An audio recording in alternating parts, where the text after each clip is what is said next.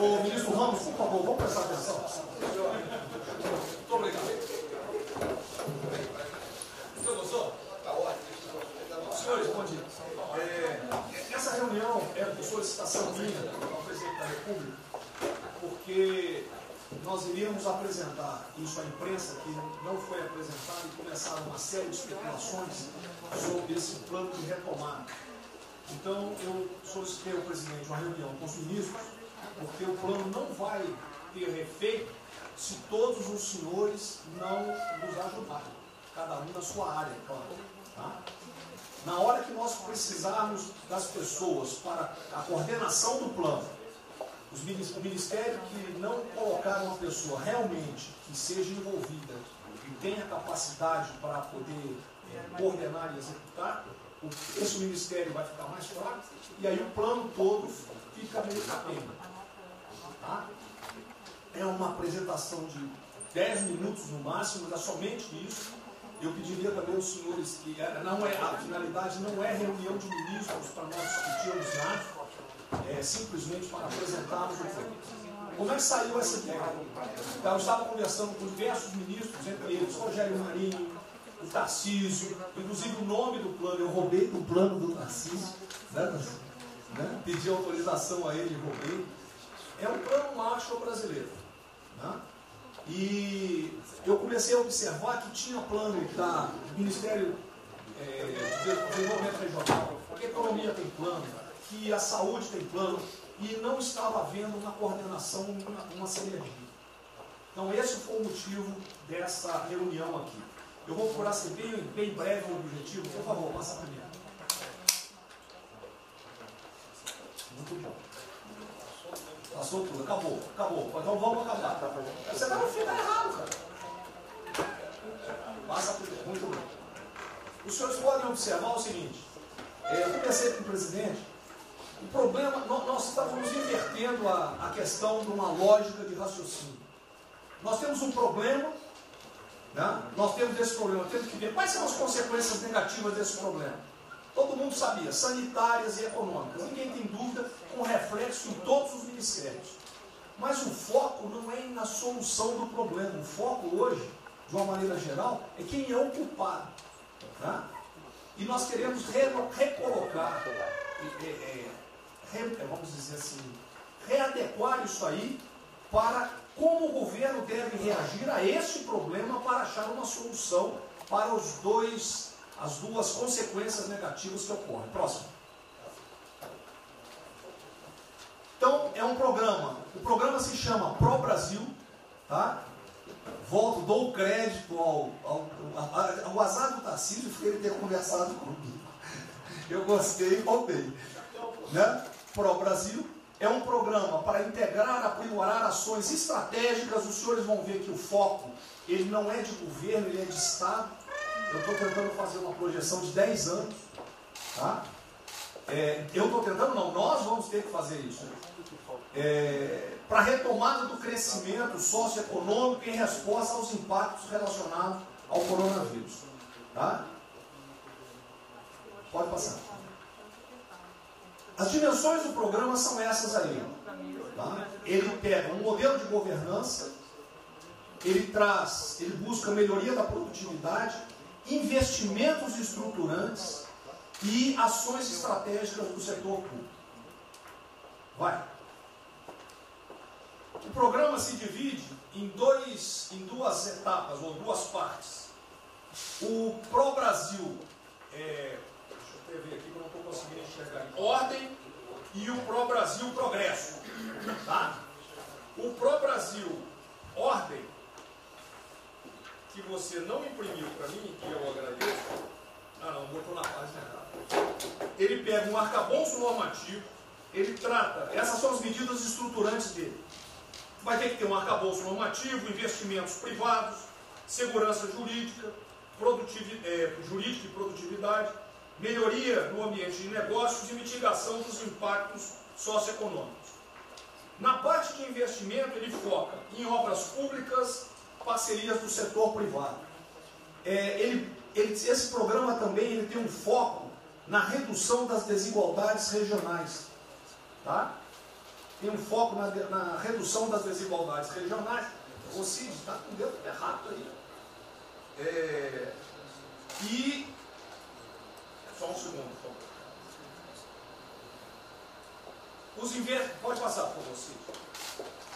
Qual é a abrangência do programa? Os senhores podem observar que ele tem uma parte de infraestrutura, ele tem ações viabilizadoras e tem ações de apoio na lateral. Como é que é o nome mesmo? Facilitadoras. Então, observe, na infraestrutura, com foco particularmente nessas obras que estão paralisadas, esses investimentos que nós estamos perdendo, que estão paralisados. Ele pega infraestrutura de transporte e logística, desenvolvimento regional e cidades, pega energia, mineração, telecomunicações. No desenvolvimento produtivo, ele foca na indústria, agronegócio, serviços e turismo. Nas laterais, os senhores têm a parte de cidadania, capacitação, saúde, defesa, inteligência e segurança. Tem também cadeias digitais, indústria criativa e ciência. E nas viabilizadoras, que são transversais em toda a parte do programa, nós temos finanças e tributação, legislação e controle, meio ambiente e a parte institucional e internacional. Qual é o nosso time frame que nós estamos pensando aí? A estruturação do programa. Eu preciso que os senhores... Nós vamos fazer uma reunião, como os senhores podem ver. É a primeira reunião do grupo de trabalho, tá? Com todos os ministérios envolvidos. Na sexta-feira agora, tá? Os senhores vão receber o horário. E aí nós teremos de maio a julho a estruturação do programa. De agosto a setembro, o detalhamento do projeto. A partir de outubro, implantação em larga escala, tendo um foco prioritário naquelas ações que têm uma resposta mais imediata. Porque o brasileiro é o seguinte, na hora que nós lançarmos o programa, eles vão começar a cobrar resultado. Tá? Então eu tenho que ter alguma resposta para o público. E a efetividade dos processos de monitoramento, na realidade não está no final, ele está durante todo o processo. Tá? Passa mais um, sim. Volta. Aí. O horizonte do programa, se os senhores observarem, nós estamos pensando no horizonte, né, até 2020, na verdade até 2030. Tá? Mas uma primeira fase dele, ele é faseado até o final desse primeiro governo, mas com um planejamento que prossiga nisso aí. Esse é o foco do que o trabalho dos grupos vão ter que apresentar. Ok? Pode passar a última, por favor.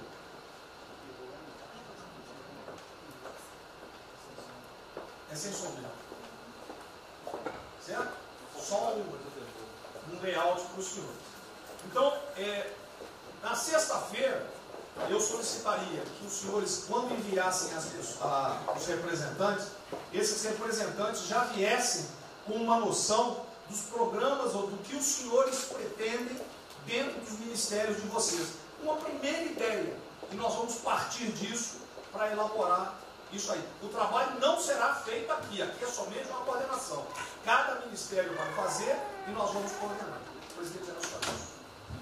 Vamos dar a palavra para o Guedes, com todo respeito aos demais, acho que é o ministro mais importante nessa missão.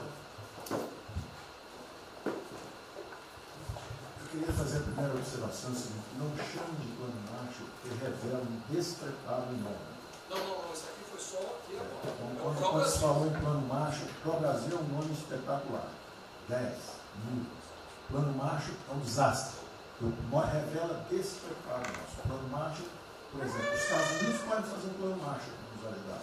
A China deveria financiar um plano Marshall para ajudar todo mundo que foi atingido. Então, a primeira emenda da equação, a gente tem que tomar muito cuidado, isso é o plano pro Brasil. Nos fala plano Marshall, é um desastre, vai revelar a falta de compreensão das coisas. A segunda coisa é o seguinte: é super bem-vinda essa iniciativa para nos integrarmos todos. Agora, não vamos iludir. A retomada do crescimento vem pelos investimentos privados, pelo turismo, pela abertura da economia, pelas reformas. Nós já estávamos crescendo. Voltar numa agenda de 30 anos atrás que é investimentos públicos financiados pelo governo. Isso foi o que a Dilma fez 30 anos. Então está cheio de gente pensando nessa eleição agora e botando coisa na cabeça de todo mundo aqui dentro. São governadores querendo fazer a festa, são às vezes ministros querendo aparecer, tem de tudo. E todo mundo vem aqui, vamos crescer, agora tem que crescer, tem que ter resposta imediata, o governo vai gastar. O governo quebrou. O governo quebrou em todos os níveis. Prefeitura, governador e governo federal. O que nós conseguimos fazer? Nós sinalizamos o contrário. Nós desalavancamos o banco público, reduzimos o endividamento, baixamos os juros e o Brasil ia começar a voar. Então, se a gente lançar agora um plano, todo o discurso é conhecido, acabar com as desigualdades regionais, na linha, claro. Está lá, são os detalhes dele. É bonito isso. Por isso é o que o Lula e a Dilma estão fazendo há 30 anos. Se a gente quiser acabar igual a Dilma, a gente segue esse caminho. Então, eu acho o discurso bom, mas nós temos que tomar cuidado e reequilibrar as coisas. Não pode o ministro, para querer ter um papel preponderante esse ano, destruir a candidatura do presidente, que vai ser reeleito se nós seguirmos o plano das reformas dos documentos originários. Então, eu tenho que dar esse recado, uma vontade de exposição, nós vamos ajudar tudo, mas nós não podemos iludir. O caminho desenvolvimentista foi seguido. O Brasil quebrou por isso. O Brasil estagnou. A economia foi corrompida, a política foi corrompida. A economia estagnou através do excesso de gastos públicos. Então, achar agora que você pode se levantar pelo suspensório, como é que um governo quebrado vai investir, vai fazer grandes investimentos públicos? Tarcísio sabe disso, conversando sempre. Tarcísio sabe o seguinte: quanto é que você consegue, Tarcísio? Passar de 5 bi para quanto? Para 15, para 20, para 30? Multiplicou por 6. Quanto é que você consegue de investimento em concessões? 250. Tá certo? Então, ó, tem 100 bilhões vindo para saneamento, tinha 100 bilhões que viriam, as 17 maiores petroleiras do mundo viriam para a nossa seção onerosa, 100 bilhões de seção onerosa, 100 bilhões de mineração, 100 bilhões de saneamento, 230 bilhões de concessões, 500 bilhões. Cadê o dinheiro do governo para fazer isso? Não tem. Então, quem está sonhando é sonhador. A gente aceita. Politicamente, a gente aceita. Vamos fazer todo o discurso da desigualdade, vamos gastar mais, precisamos eleger o presidente. Mas o presidente tem que pensar daqui a 3 anos. Não é daqui a 1 ano, não. Tem muita gente pensando na eleição desse ano. É só a observação que eu farei. Eu estou fora de eleição, mas só um minutinho. A ideia aqui, ninguém falou em investimento público por enquanto. Inclusive, nós falamos ali em investimento, falamos inclusive em investimentos privados. O que tem que acontecer é o seguinte: eu estou vendo um plano de tanta gente, nós temos que sentar aqui e aí a imprensa, a economia, vai exatamente o que pode, o que não pode. Fundamental a coordenação.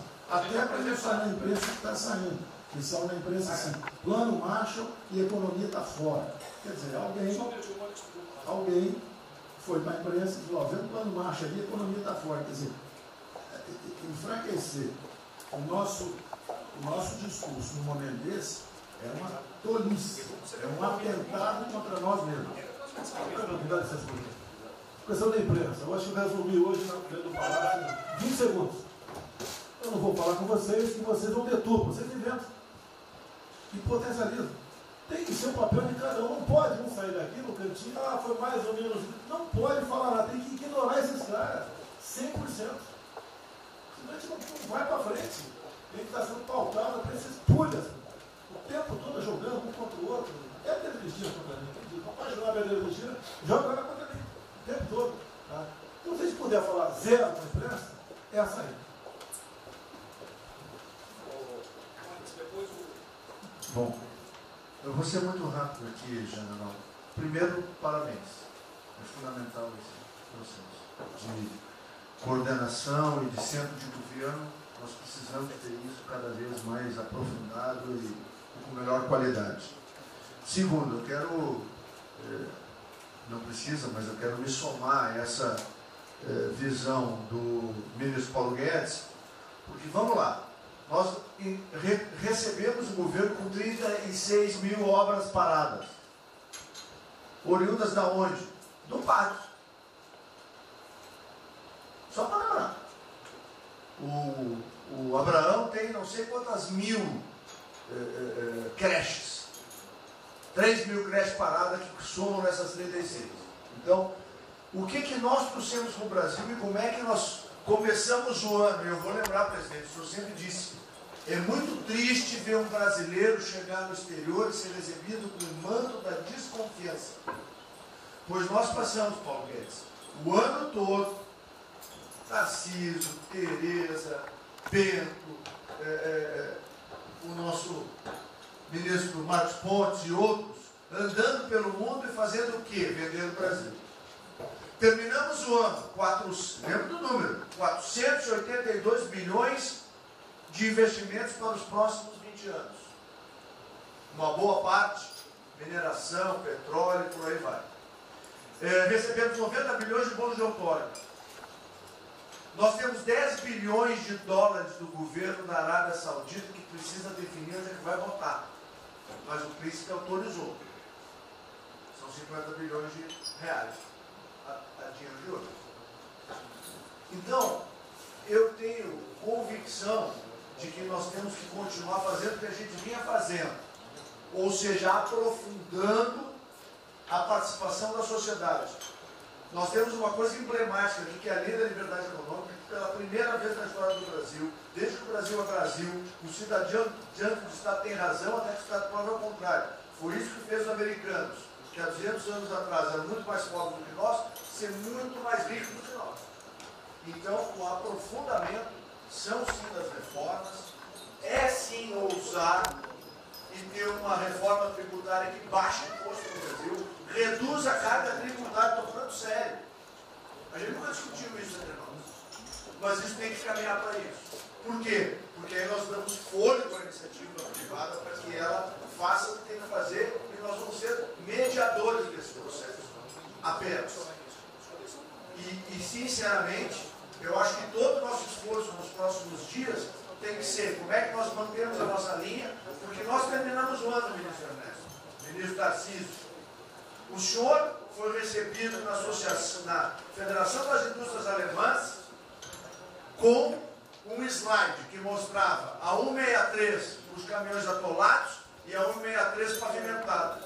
E o presidente que coordenava aquele momento, eu estava lá lhe aguardando, voltando da Rússia, disse ao senhor, o que vocês brasileiros fizeram que nós não acreditávamos que vocês recuperaram a confiança e estão fazendo tantas transformações. Então, presidente, só para concluir, 100% nessa linha, mas que a gente não perca o foco original, porque por onde a gente estava caminhando, nós recuperamos a confiança externa e externa.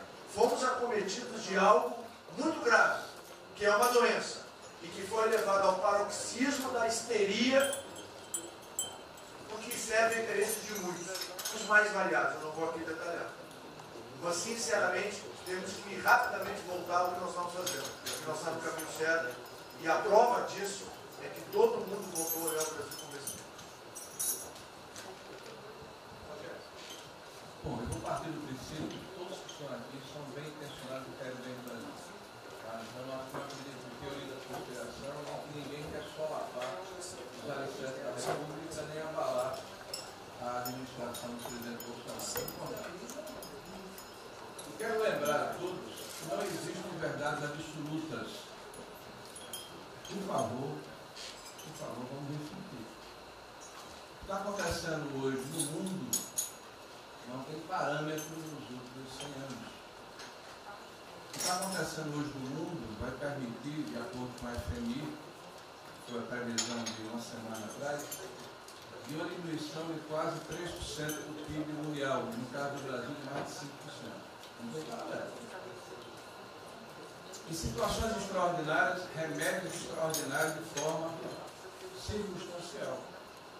Isso não significa que nós tenhamos a necessidade de implantarmos uma política permanente. O ministro Braga Neto, na sua apresentação, ele estabelece, inclusive, um limite temporal e deixa claro que é uma política de Estado. O que eu peço é que nós tenhamos aqui as mentes abertas e que os dogmas, quaisquer que sejam eles, sejam colocados de lado nesse momento. Porque os governos do mundo, certamente, têm a capacidade de entender o que está se passando.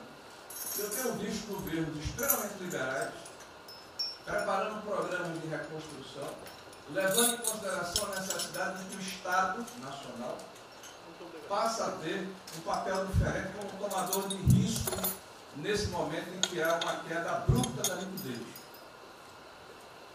O ministro Onyx fala com muita propriedade da Arábia Saudita nos 10 bilhões de dólares. É bom lembrar, está aqui o ministro Bento, que está se pagando para se retirar petróleo do mundo. Os países vão utilizar suas respectivas liquidez para resolver os seus problemas de infraestrutura e de retomada das suas economias. Nós temos que ter segurança jurídica, respeito a contratos, capacidade de alavancar recursos privados com a inversão de recursos públicos, sim. É bom lembrar que eu tenho ouvido falar, não sei se é verdade, depois vai colocar na ponta do lápis, que a gente pode chegar a 600 bilhões de reais esse ano de ajuda a empresas e a pessoas físicas. Recursos do governo federal, fruto de endividamento do governo, desse governo, e vai terminar o ano com déficits 4, 5, 6 vezes maior do que estava precificado no início do ano. Caiu um meteoro sobre as nossas cabeças. Então, por favor, nós não podemos começar a discussão com verdades absolutas e com dogmas estabelecidos ao longo de 100 anos, em função de uma catástrofe que se abateu sobre o mundo, que os governos de todo o mundo estão se debruçando sobre o assunto, entendendo que muda o papel do Estado. Senhor presidente, é bom lembrar que quando houve a unificação da Alemanha, eu acho que esse é um fato histórico irrefutável, o Estado alemão entendeu e fez um pacto de que haveria necessidade de investir em capital humano e infraestrutura na Alemanha Oriental para diminuir desigualdades regionais. E esse é um pacto do Brasil. Essa pode ser uma catástrofe que vai nos afundar, ou pode ser uma onda para a gente surfar, uma alavanca para recuperar o país. Todos os países do mundo estão submetidos ao mesmo processo. Vai depender da nossa capacidade de termos uma opção clara de que forma vamos sair desse problema. Se vamos gastar 600 bilhões de reais para resolver uma situação que é emergencial e todos reconhecemos que é necessária, e darmos segurança à população, no caso alimentar, para evitarmos o caos, para diminuirmos a mortandade das empresas, muito bem, está correto, essa é a boa direção. Por que não 5, 6, 7% desse total, 10% desse total, em obra de infraestrutura? Por que não termos a capacidade de alavancarmos o emprego no momento em que a retomada, todos os economistas aqui reconhecem, vai ser muito lenta? Bom, eu só estou falando isso, presidente, para que nós possamos ter essa discussão sem dogmas, sem verdades absolutas, sem a preocupação de que as coisas continuam como eram antes. Não são como eram antes. Aqui e no mundo inteiro. É isso. Tá.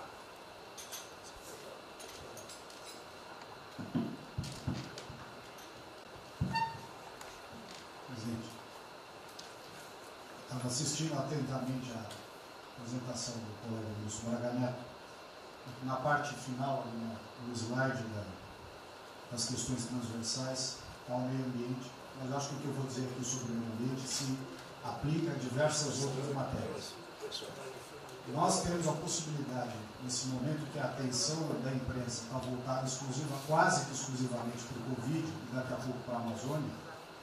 O general Mourão tem feito os trabalhos preparatórios para que a gente possa entrar nesse assunto da Amazônia um pouco mais calçado, mas não é isso que eu quero falar. A oportunidade que nós temos, que a imprensa não está nos dando um pouco de alívio nos outros temas, é passar as reformas infralegais de desregulamentação, simplificação, todas as reformas que o mundo inteiro, nessas viagens que se referiu ao Mix, certamente cobrou dele, cobrou do Paulo, cobrou da Tereza, cobrou do Tarcísio, cobrou de todo mundo, da segurança jurídica, da previsibilidade, da simplificação. Essa grande parte dessa matéria, ela se dá em portarias e normas dos ministérios que aqui estão, inclusive de meio ambiente, e que são muito difíceis, e nesse aspecto acho que o meio ambiente é o mais difícil de passar qualquer mudança infralegal em termos de instrução normativa e portaria, porque tudo que a gente faz é pau no judiciário, no dia seguinte. Então, para isso precisa ter um esforço nosso aqui, enquanto estamos nesse momento de tranquilidade, no aspecto de cobertura de imprensa, porque só fala de Covid, e ir passando a boiada, e mudando todo o regramento, e simplificando normas, de IFAM, de Ministério da Agricultura, de Ministério do Meio Ambiente, de Ministério disso, de Ministério daquilo. Agora é a hora de unir esforços para dar de baseada a simplificação regulatória que nós precisamos, em todos os aspectos. E deixar a AGU, o André não está aí, né? E deixar a AGU de stand-by para cada pau que tiver, porque vai ter. Essa semana mesmo nós assinamos uma medida a pedido do Ministério da Agricultura, que foi a simplificação da lei da Mata Atlântica para usar o Código Florestal. Hoje já está nos jornais dizendo que vão entrar com ações judiciais e ação civil pública no Brasil inteiro contra a medida. Então, para isso, nós temos que estar com a artilharia da AGU preparada para cada linha que a gente avança. Mas tem uma lista enorme em todos os ministérios que têm papel regulatório aqui para simplificar. Não precisamos de Congresso. E coisa que precisa de Congresso também, nesse fuzuê que está aí, nós não vamos conseguir aprovar. Agora tem um monte de coisa que é só parecer, caneta. Parecer, caneta. Sem parecer também não tem caneta. Porque dar canetada sem parecer é cana. Então, isso aí vale muito a pena. A gente tem um espaço enorme para fazer. Enfim, acho que essa é uma questão importante que estava aí nos slides, Você vê que a jurídica também está embaixo. Isso, exatamente. Só os senhores entenderem o seguinte, isso aqui é coordenação dos planos que eu sei que todos estão fazendo. Tá? Coordenação. O que vai ser possível executar ou não, vamos entrar naquelas nas limitações que nós temos, e o que tiver conflito será levado à decisão do presidente. Agora nós temos que andar com isso rápido, porque a queda do desemprego, o país está sem esperança, nós temos que fazer isso andar. O pessoal da iniciativa privada está nos procurando, a gente tem que dar um rumo nisso aí. Bom, a ideia é essa. Me ligou agora de manhã o Eduardo Gouveia Vieira, da Firjan. Ele quer fazer uma videoconferência onde mais de 300 empresários do Rio, um pouquinho abaixo do potencial de São Paulo, para hipotecar solidariedade. A ideia que nós temos de reabrir o comércio. A desgraça que vem pela frente, eu acho que o Paulo vai fazer até legal, Paulo. Eu não sou economista, não. Vai ser uma porrada muito longa, você pode imaginar. Não são apenas os informais. Eu acho que bateu a 10 milhões de carteiras assinadas por saco. E os governos estaduais não têm como pagar salário. Não tem. Maio, metade do estado não tem mais como pagar salário mais. A desgraça está aí. Eles vão querer empurrar essa trozoba para cima da gente. Esse pessoal aqui do lado vai querer empurrar. E a gente vai reagir, porque aqui não é saco sem fundo. Tá? Então essa preocupação vamos ter. Paralelamente a isso, é o AB da vida, enchendo o saco do Supremo, para abrir processo de impeachment, porque não apresentei meu exame de vírus, essa frescurada toda. E todo mundo tem que estar ligado. Não é apenas cuidar do seu ministério nessas questões que estamos tratando aqui, é tratar da questão política também. Tá certo? Então essa é a preocupação que temos que ter, porque a luta pelo poder continua a todo vapor. E sem neurose da minha parte. Tá? O campo fértil para aparecer umas porcaria aí, né? Levantando aquela bandeira do povo ao meu lado, não custa nada. O terreno fértil é isso: desemprego, caos, miséria, desordem social e outras coisas mais. Então essa é a preocupação que todos devem ter. Né? Não é, tá bom, o Ministério fatura, deu merda no colo do presidente. Não pode ser assim. Hoje eu vi o Magno Malta me defendendo. O Magno Malta, desculpa aí, foi tratado lá atrás para ser vice. Depois ele resolveu não ser, tudo bem. Depois foi tratado para ser ministro, tudo bem. Agora, politicamente, ele nunca me deu uma alfinetada e sempre está defendendo os problemas que ele tem. Então, não é o ministro ir de peito aberto enfrentar, entrar no covil dos leões. Mas não pode. Né? Por exemplo, quando se fala em possível impeachment, ação no Supremo, baseado em filigranas, Eu vou em qualquer lugar no território nacional. Ponto final. O dia que for proibido de ir para qualquer lugar do Brasil, pelo Supremo acabou o mandato. E espero que eles não decidam, ou ele, né, monocraticamente, querer tomar certas medidas, que daí nós vamos ter uma crise política de verdade. E eu não vou meter o rabo dentro da ferro. Zero. Certo? Porque se eu errar, se achar um dia ligação minha com o empreiteiro, dinheiro na conta na Suíça, porrada, sem problema nenhum. Vai para o impeachment e vai embora. Agora, com frescura, com babaquice, não. Até em cima do que eu falei, em frente ao Forte Apache. Eu sou o chefe supremo das Forças Armadas. Por sinal, o pessoal estava lá, eu fui lá, dia do Exército. E falei algo que eu acho que não tem nada demais. Mas a repercussão é enorme. Oh, o AI-5. Cadê o AI-5? Acabou, o AI-5 não existe adicional no Brasil mais. É uma besteira. Artigo 142. É o pessoal que não sabe interpretar a função. Agora, em cima disso, fazer uma onda. Vamos ouvir deputados, empresários, seja o que for. Agora, quando a Câmara fala lá dentro, uma homenagem a Che Guevara, a Mao Tse Tung e tudo mais, não tem problema nenhum. Quando o Partido Comunista do Brasil faz suas convenções e do lado lá, Fidel Castro, então não tem problema nenhum. Quando um coitado levanta uma placa de AI-5, eu estou me lixando para aquilo, não existe AI-5. Não existe. Artigo 42. Nós queremos cumprir o artigo 42, todo mundo quer cumprir o artigo 42. É haver necessidade, qualquer dos poderes pode, né, pedir às Forças Armadas que intervenham para restabelecer a ordem no Brasil, naquele local, sem problema nenhum. Agora, todos, né, têm que se preocupar com a questão política e aquele direito tira a cabeça da toca, porra. Mas vai ficar dentro da toca o tempo todo, não.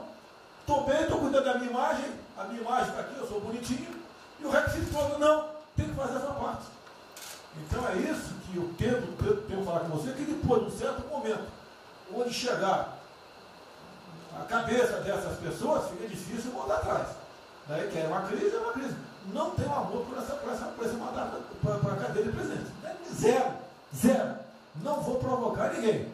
E assim como a defesa faz uma nota muito boa, dizendo que vai cumprir a Constituição, a liberdade, 10, né, e não aceita golpe, 10, também não aceita o contra-golpe dos caras, porra.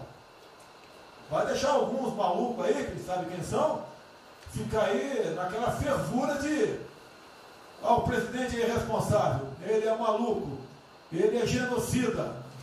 Não é assim. O que vale para um lado, vale para o outro. O que não vale para um lado, não vale para o outro. Essa é a nossa preocupação que devemos ter. Por isso que está aqui o pró-Brasil, mas também com a questão política. Se nós começarmos a falar com propriedade, e tem muita gente que fala muito melhor do que eu, e tem um conhecimento muito melhor do que eu, tem que falar, discretamente, mas tem que falar, para não deixar subir a temperatura, que é só porrada o tempo todo em cima de mim. E vou continuar indo em qualquer lugar do Brasil, ponto final, é problema meu. Tá certo? Se eu não tivesse direitinho de vir, prefeitinho lá no fim do mundo, o jaguapoca do prefeito manda prender. Tem que a justiça se posicionar sobre isso, porra. Tem que se posicionar sobre isso abertamente. Não admitimos prisão por parte do prefeito no decreto. Tem que falar, vai ficar quieto. E quem direito aqui, todos eles têm que falar isso aí, não é só a justiça. Todos têm que falar. Não é ficar, toca o barco não e vamos em frente.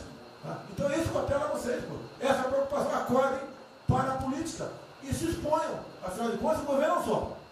E se eu cair, cai todo mundo. Agora, vamos cair um dia? Vamos cair lutando, uma maneira justa, não para uma babaquice de exame antivírus, pô. Pelo amor de Deus, pô.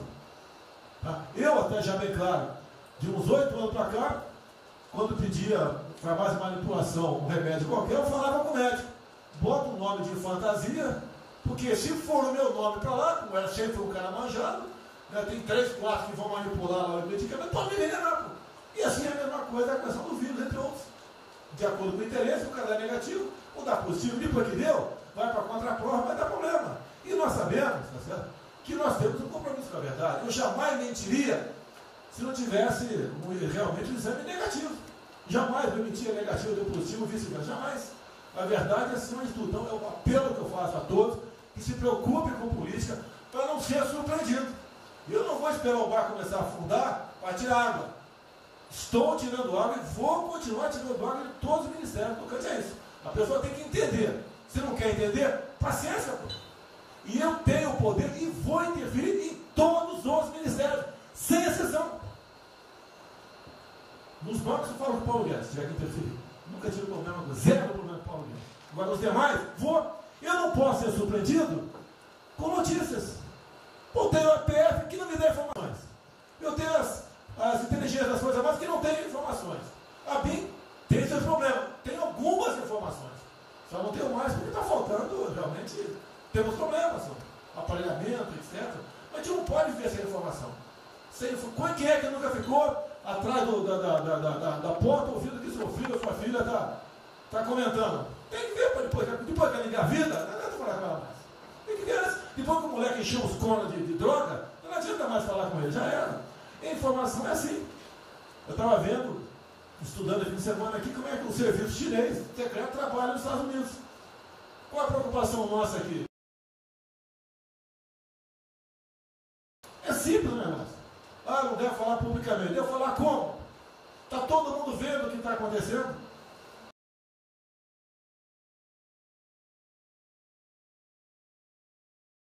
Tudo bem. Você tira do porra. Não tira. É uma realidade. Não adianta esconder mais, tapar o sol com a peneira. Vai em alguns ministérios, tem gente descontada aqui dentro. Então não quer pregar. Zero. Precisamos dele para vender? Sim, isso precisa também de nós. Que se não precisasse, não estaria comprando a soja da gente, não. Precisam. E é um negócio, pô. E devemos aliar com quem tem alguma afinidade conosco. Para a gente poder fazer valer a nossa vontade naquele momento. Não adianta se esconder aqui, depois tem um problema, daí liga para o tio, fala, pô, cara, você me ignorou até hoje. Você só não me chamou de imperialista, igual a esquerdalha, igual a FHC falava no passado. No resto, agora não dá mais.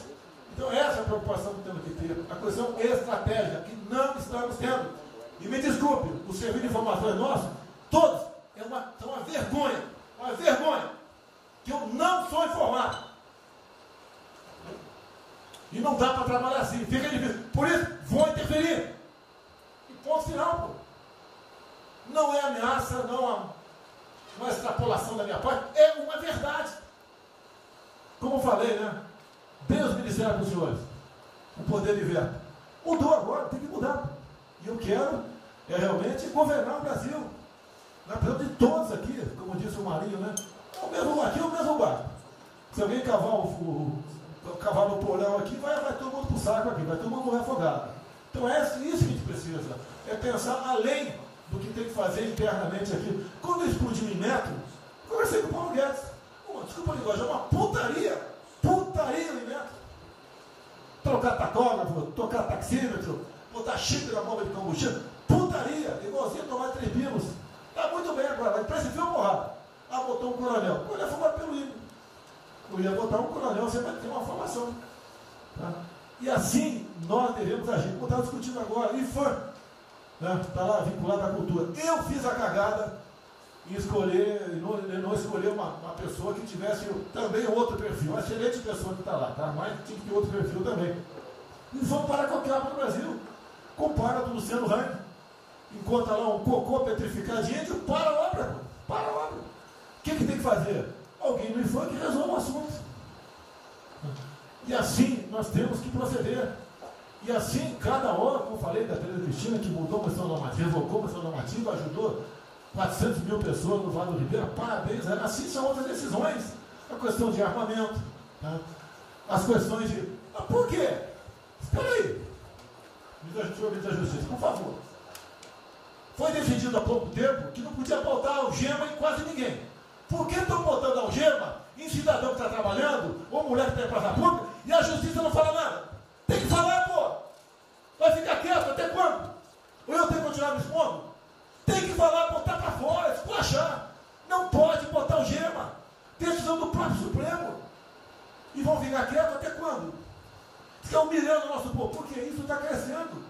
O pessoal fica apontando para mim, votei em você para você fazer alguma coisa.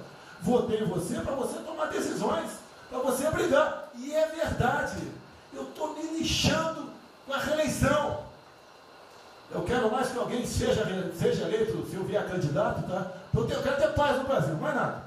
Porque se for na esquerda, uma porrada de vocês aqui tem que sair do Brasil, que vão ser presos.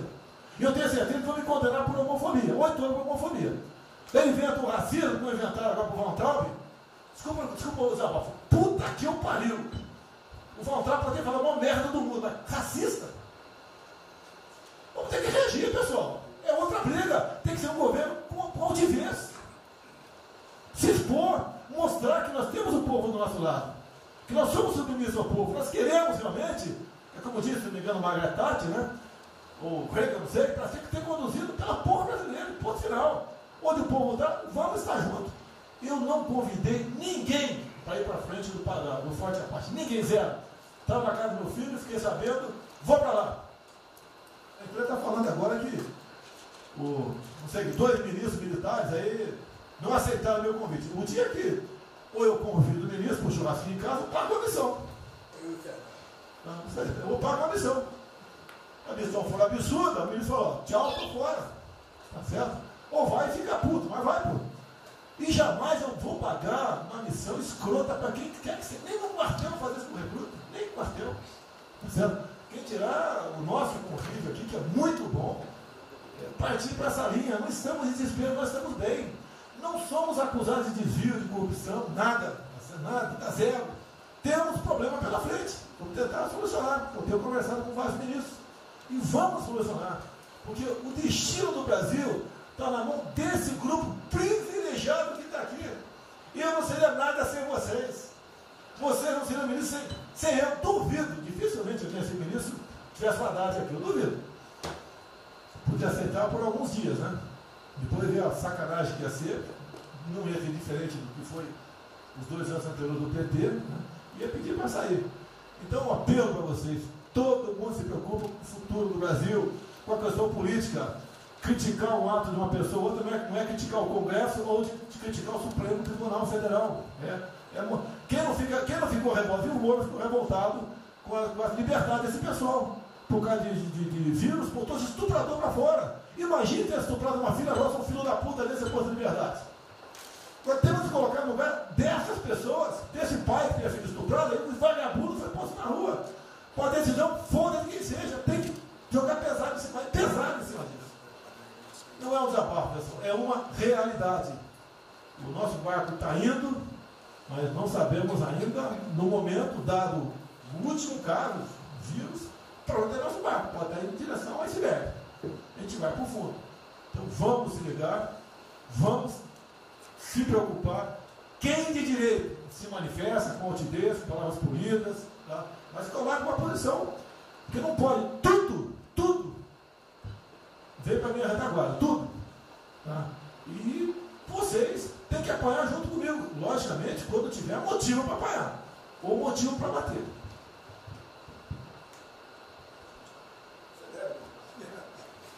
Não, eu já caí.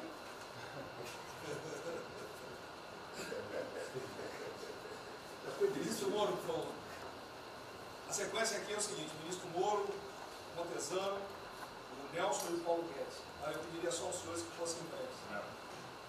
Você também? Paulo Guedes quer uma política e quer cobrar os raios. Depois do Moro. Bem, a primeira questão do plano ali que foi apresentado, fica aqui o registro do meu elogio, certo que ele tem que ser preenchido aí nos detalhes, existem as questões econômicas a ser resolvidas lá pelo Ministério da Economia, a ser trabalhado também com as outras áreas econômicas. Só faria uma sugestão aqui, ministro, se pudesse colocar desde logo, em algum momento desse plano, alguma referência importante também à segurança pública e a controle da corrupção. Foram 2 temas centrais, né, nas últimas eleições, e são 2 temas que, embora, claro que o plano vai ficar sujeito aí ao detalhamento necessário, mas acho que é importante ter uma referência inicial para não parecer que nós estamos descurando desses aspectos específicos. Nós não entramos em detalhes, porque isso aqui, o senhor viu que todos os ministérios praticamente responderam. Isso aí, para mim, viria no detalhamento do ministério. Mas eu acho que politicamente cabe. Não, sim. Não, eu entendo que cabe no detalhamento, mas acho que uma referência né, seria interessante. Tem que apontar também que foi uma vitória do governo, do presidente. No ano passado houve uma queda expressiva desses principais indicadores criminais. Isso, embora seja mais vinculado com a questão da vida e segurança das pessoas, também é um fator importante para o investimento econômico, para também melhorar o ambiente econômico. E o controle da corrupção também é pressuposto. Né? Então, faria exclusivamente essa sugestão específica. Muito obrigado. Já está anotado. Lucas, não. Ministro, primeiramente, parabéns. Acho que é um momento oportuno para a gente começar a falar. Do dia seguinte. O próprio ministro Guedes, nas discussões que temos tido nas últimas semanas, tem nos orientado o BNDES que foca na reconstrução, que foca no dia seguinte, porque a crise de saúde vai demorar alguns meses e a reconstrução muito mais meses do que isso. Então é muito oportuno a gente já começar a discutir isso.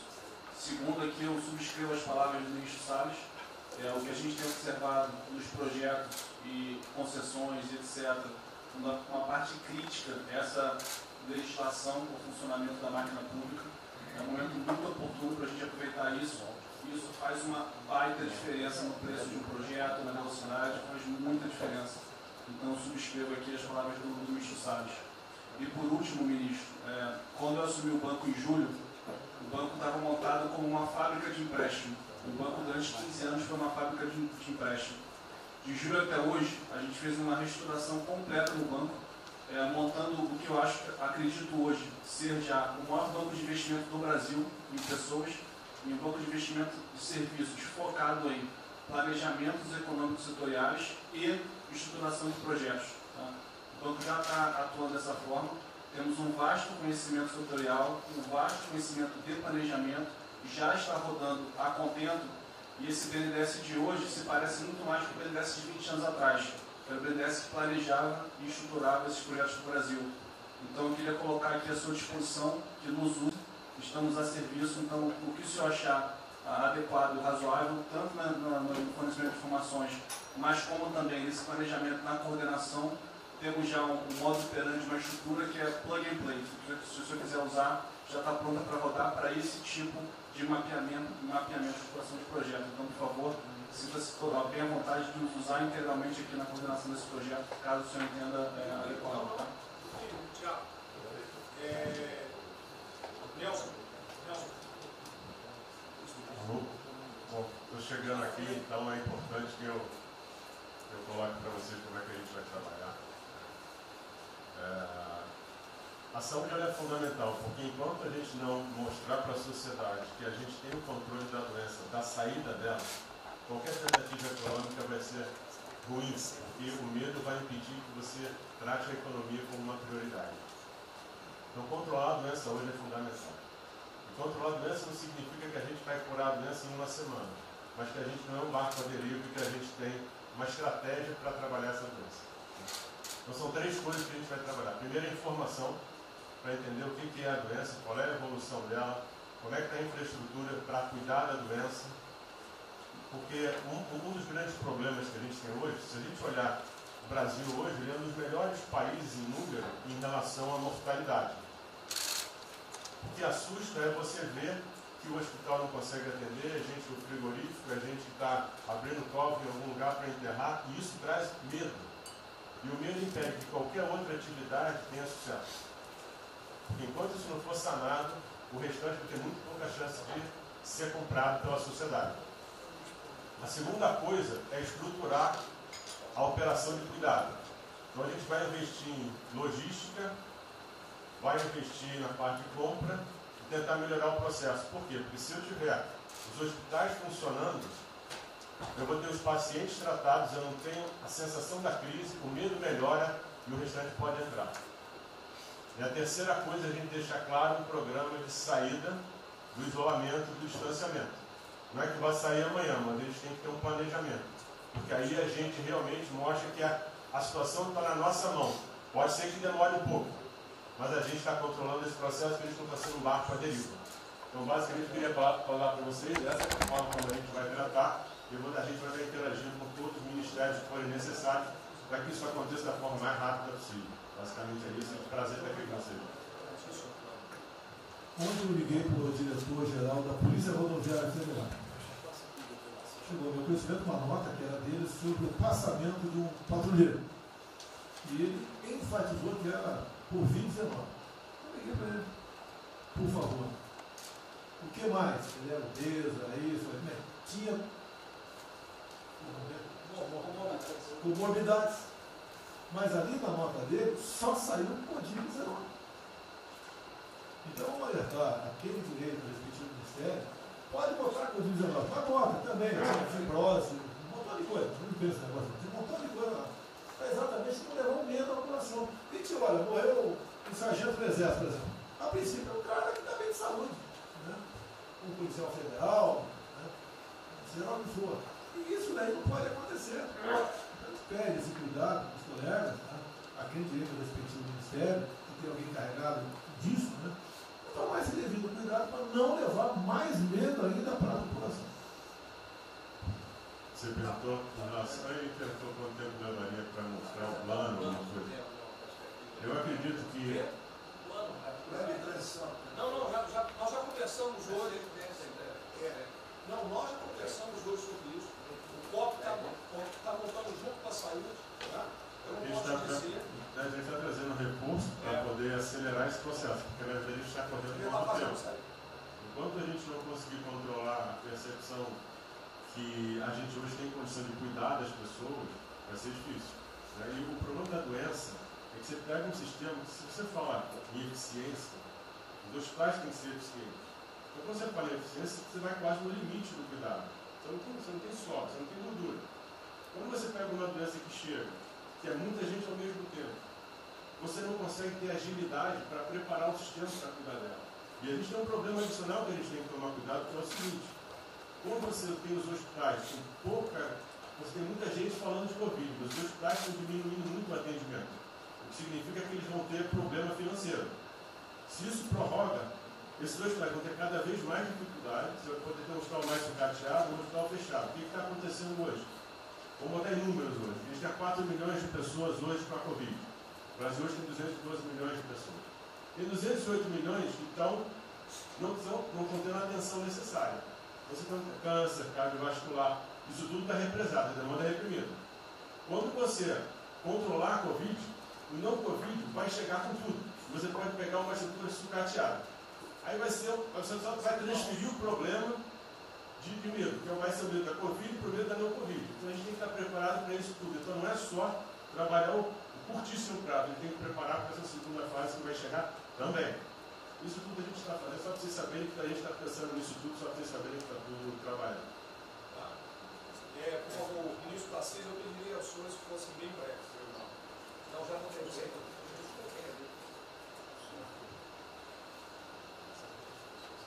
Só para louvar a iniciativa, acho que é importante essa coordenação da Casa Civil. Tenho certeza que é o que a sociedade espera isso de nós. A boa notícia é que a gente vem conversando com os investidores, eles estão interessados no nosso programa de concessão. Claro que a gente vai ter que ajustar alguma coisa nos projetos em função da percepção do nível de risco. E a gente vai fazer isso calibrando taxa de retorno, monitorando melhor agora a questão da demanda, né, reestimando a demanda nos projetos, mas a gente tem certeza que os projetos vão sair. Qual o cuidado que a gente tem que ter? A gente fala em 250 bi de investimento, só que concessão funciona o seguinte: o que a gente contratar agora vai gerar investimento em 2023, 2024, não é imediato. E a gente vai precisar de fazer alguma coisa imediata, e aí tem que ter a inteligência, porque também não adianta. Isso, me dá lá 30 bi por ano, não vou gastar, eu não vou usar. Eu não vou ter condição de fazer, de usar isso. Né? Porque nos períodos altos, lá que a gente executou mais, a gente consegue ali ter uma capacidade operacional de executar 13, 14 mil, não mais. E a gente já tem 8 de orçamento. Então, no final das contas, a gente fazendo as contas e vendo o que nós já temos de projeto pronto, o que é necessário, que agrega valor imediato. É um princípio Maranhão lá, que leva a safra para o Porto de Itaqui, que se acabou. Ali eu posso fazer uma intervenção imediata. E no que a gente vai falar? Eu estou falando de pegar os 8 que a gente tem e agregar mais 3, mais 4. É essa aqui. Eu acho que isso é realmente necessário para gerar emprego, para dar a resposta que a sociedade está querendo e conjugando isso e investimento privado. As duas coisas têm que andar juntas, né?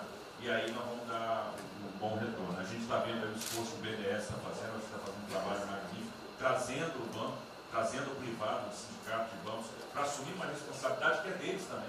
O Banco Central injetou um monte de liquidez aí no sistema, para o dinheiro não ficar empossado, e aí preservando o caixa para atuar, né, nesses projetos de estrutura que vai ser fundamental. Então, eu acho que é essa linha que nós precisamos ter, né? E tivemos aí dois caras aí na história recente que pegaram terra arrasada e entraram para a história. Um foi o Roosevelt, o outro foi o Churchill. O terceiro vai ser o Bolsonaro.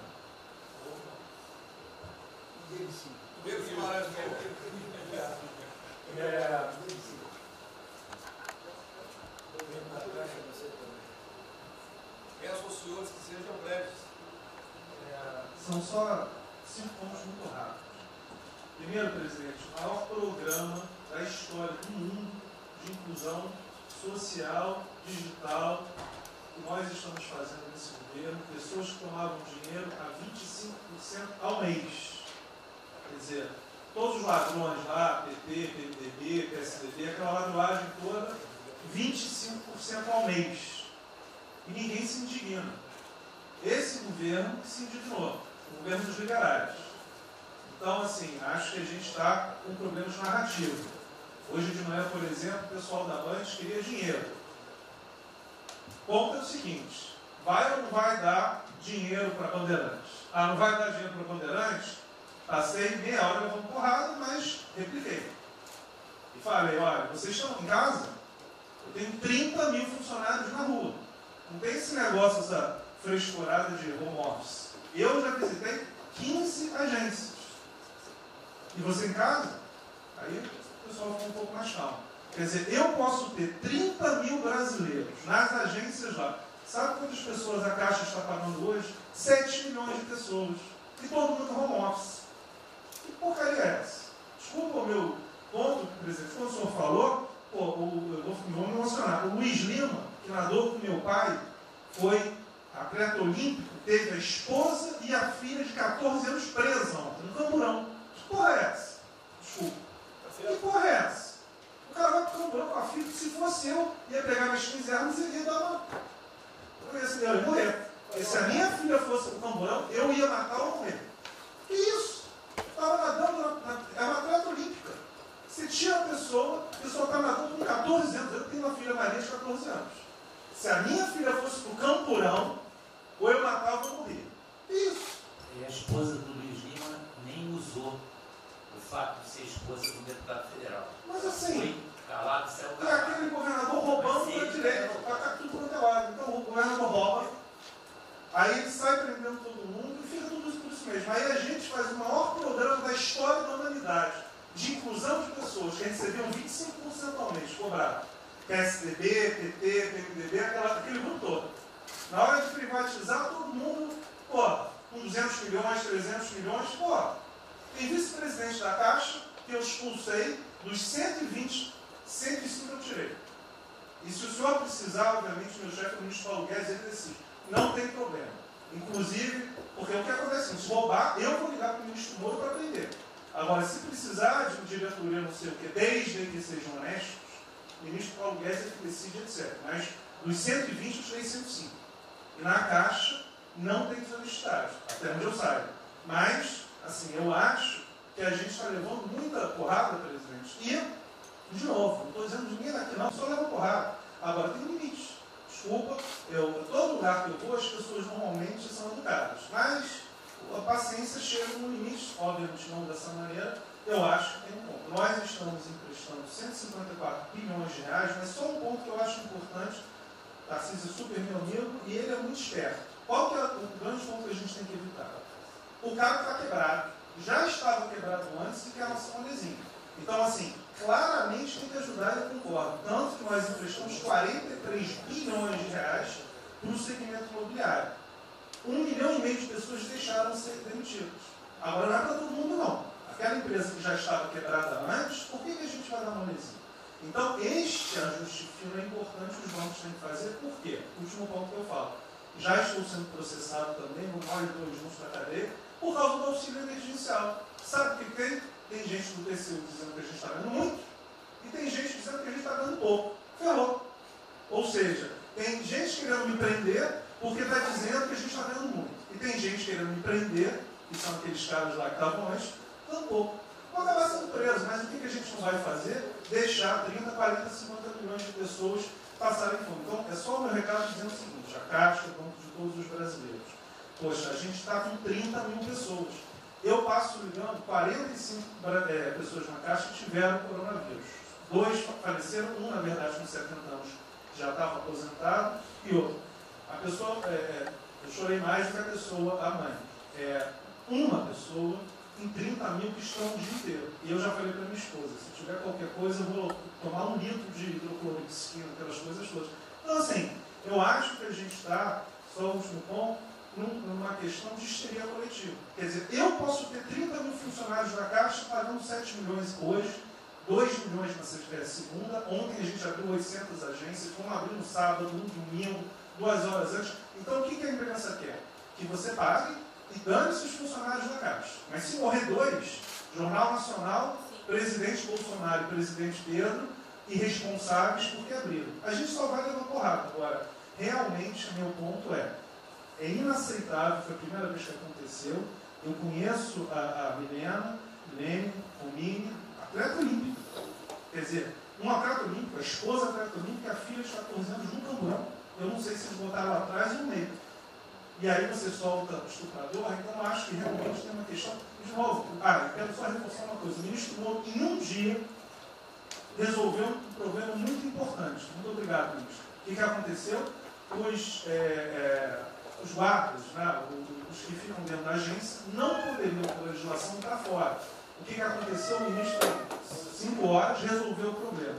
Então, nos próximos 90 dias, os atendentes da Caixa Econômica Federal, os guardas, vão poder ir para fora para ajudar a fila. Ou seja, tem uma fila, tem 250 agências e tem 500 pessoas na fila. E aí, com a ajuda do ministro Moro da Polícia Federal, eles emitiram uma portaria. Então, só para finalizar, quero agradecer, ministro. Só um registro aí, até foi fácil de resolver, foi a Polícia Federal que resolveu. Ministro Ernesto, por favor. Volta a pedir que sejam breves. Obrigado. Rapidamente, sobre o plano. A dimensão internacional do plano, evidentemente, é fundamental, já está ali contemplado. Eu queria mencionar o seguinte: eu acho que é fundamental que essa dimensão internacional não seja simplesmente uma adaptação nossa ao cenário internacional, mas que ela leve em conta a capacidade que o Brasil hoje tem de influir no desenho de um novo cenário internacional. Eu estou cada vez mais convencido que o Brasil tem hoje as condições e a oportunidade de se sentar na mesa de 4, 5, 6 países que vão definir a nova ordem mundial. Outro dia, na conversa do presidente com o primeiro-ministro da Índia, o indiano disse que vai ser tão diferente o pós-coronavírus, o pré, quanto o pós-segunda guerra, o pré.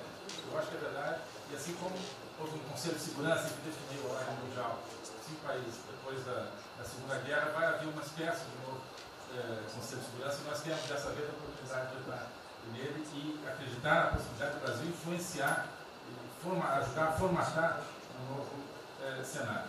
E esse cenário, acho que tem que levar em conta o seguinte: estamos aí revendo os últimos 30 anos de globalização. Vai haver uma nova globalização. O que aconteceu nesses 30 anos?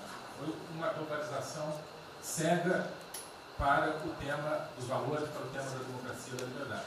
Foi uma globalização que a gente está vendo agora, criou um modelo onde no centro da economia internacional está um país que não é democrático, que não respeita os direitos humanos, etc. Essa nova globalização acho que não pode ser cega. Tem que ser uma globalização, tem que ser uma estrutura que leve em conta, claro, a dimensão econômica, mas também essa dimensão da liberdade e do valor. E da mesma maneira, acho que o plano está apontando para isso, na nossa dimensão nacional, também não pode ser um plano cego para essas dimensões daquilo que nos traz, que traz o projeto do presidente, que é não simplesmente a eficiência, a pujança, o crescimento econômico, mas a liberdade, o combate à corrupção, a reinvenção do Brasil livre dessas mazelas com a extensão. Obrigado. Obrigado, ministro. Roberto Alves. É o último, ó, é o último. Não, é bem rápido. É só vou voltar na história. Vou voltar aqui numa história breve. Queria lembrar que no fim do governo Dilma a taxa de juros era 14,5%, a curta, mas a taxa longa era 20%.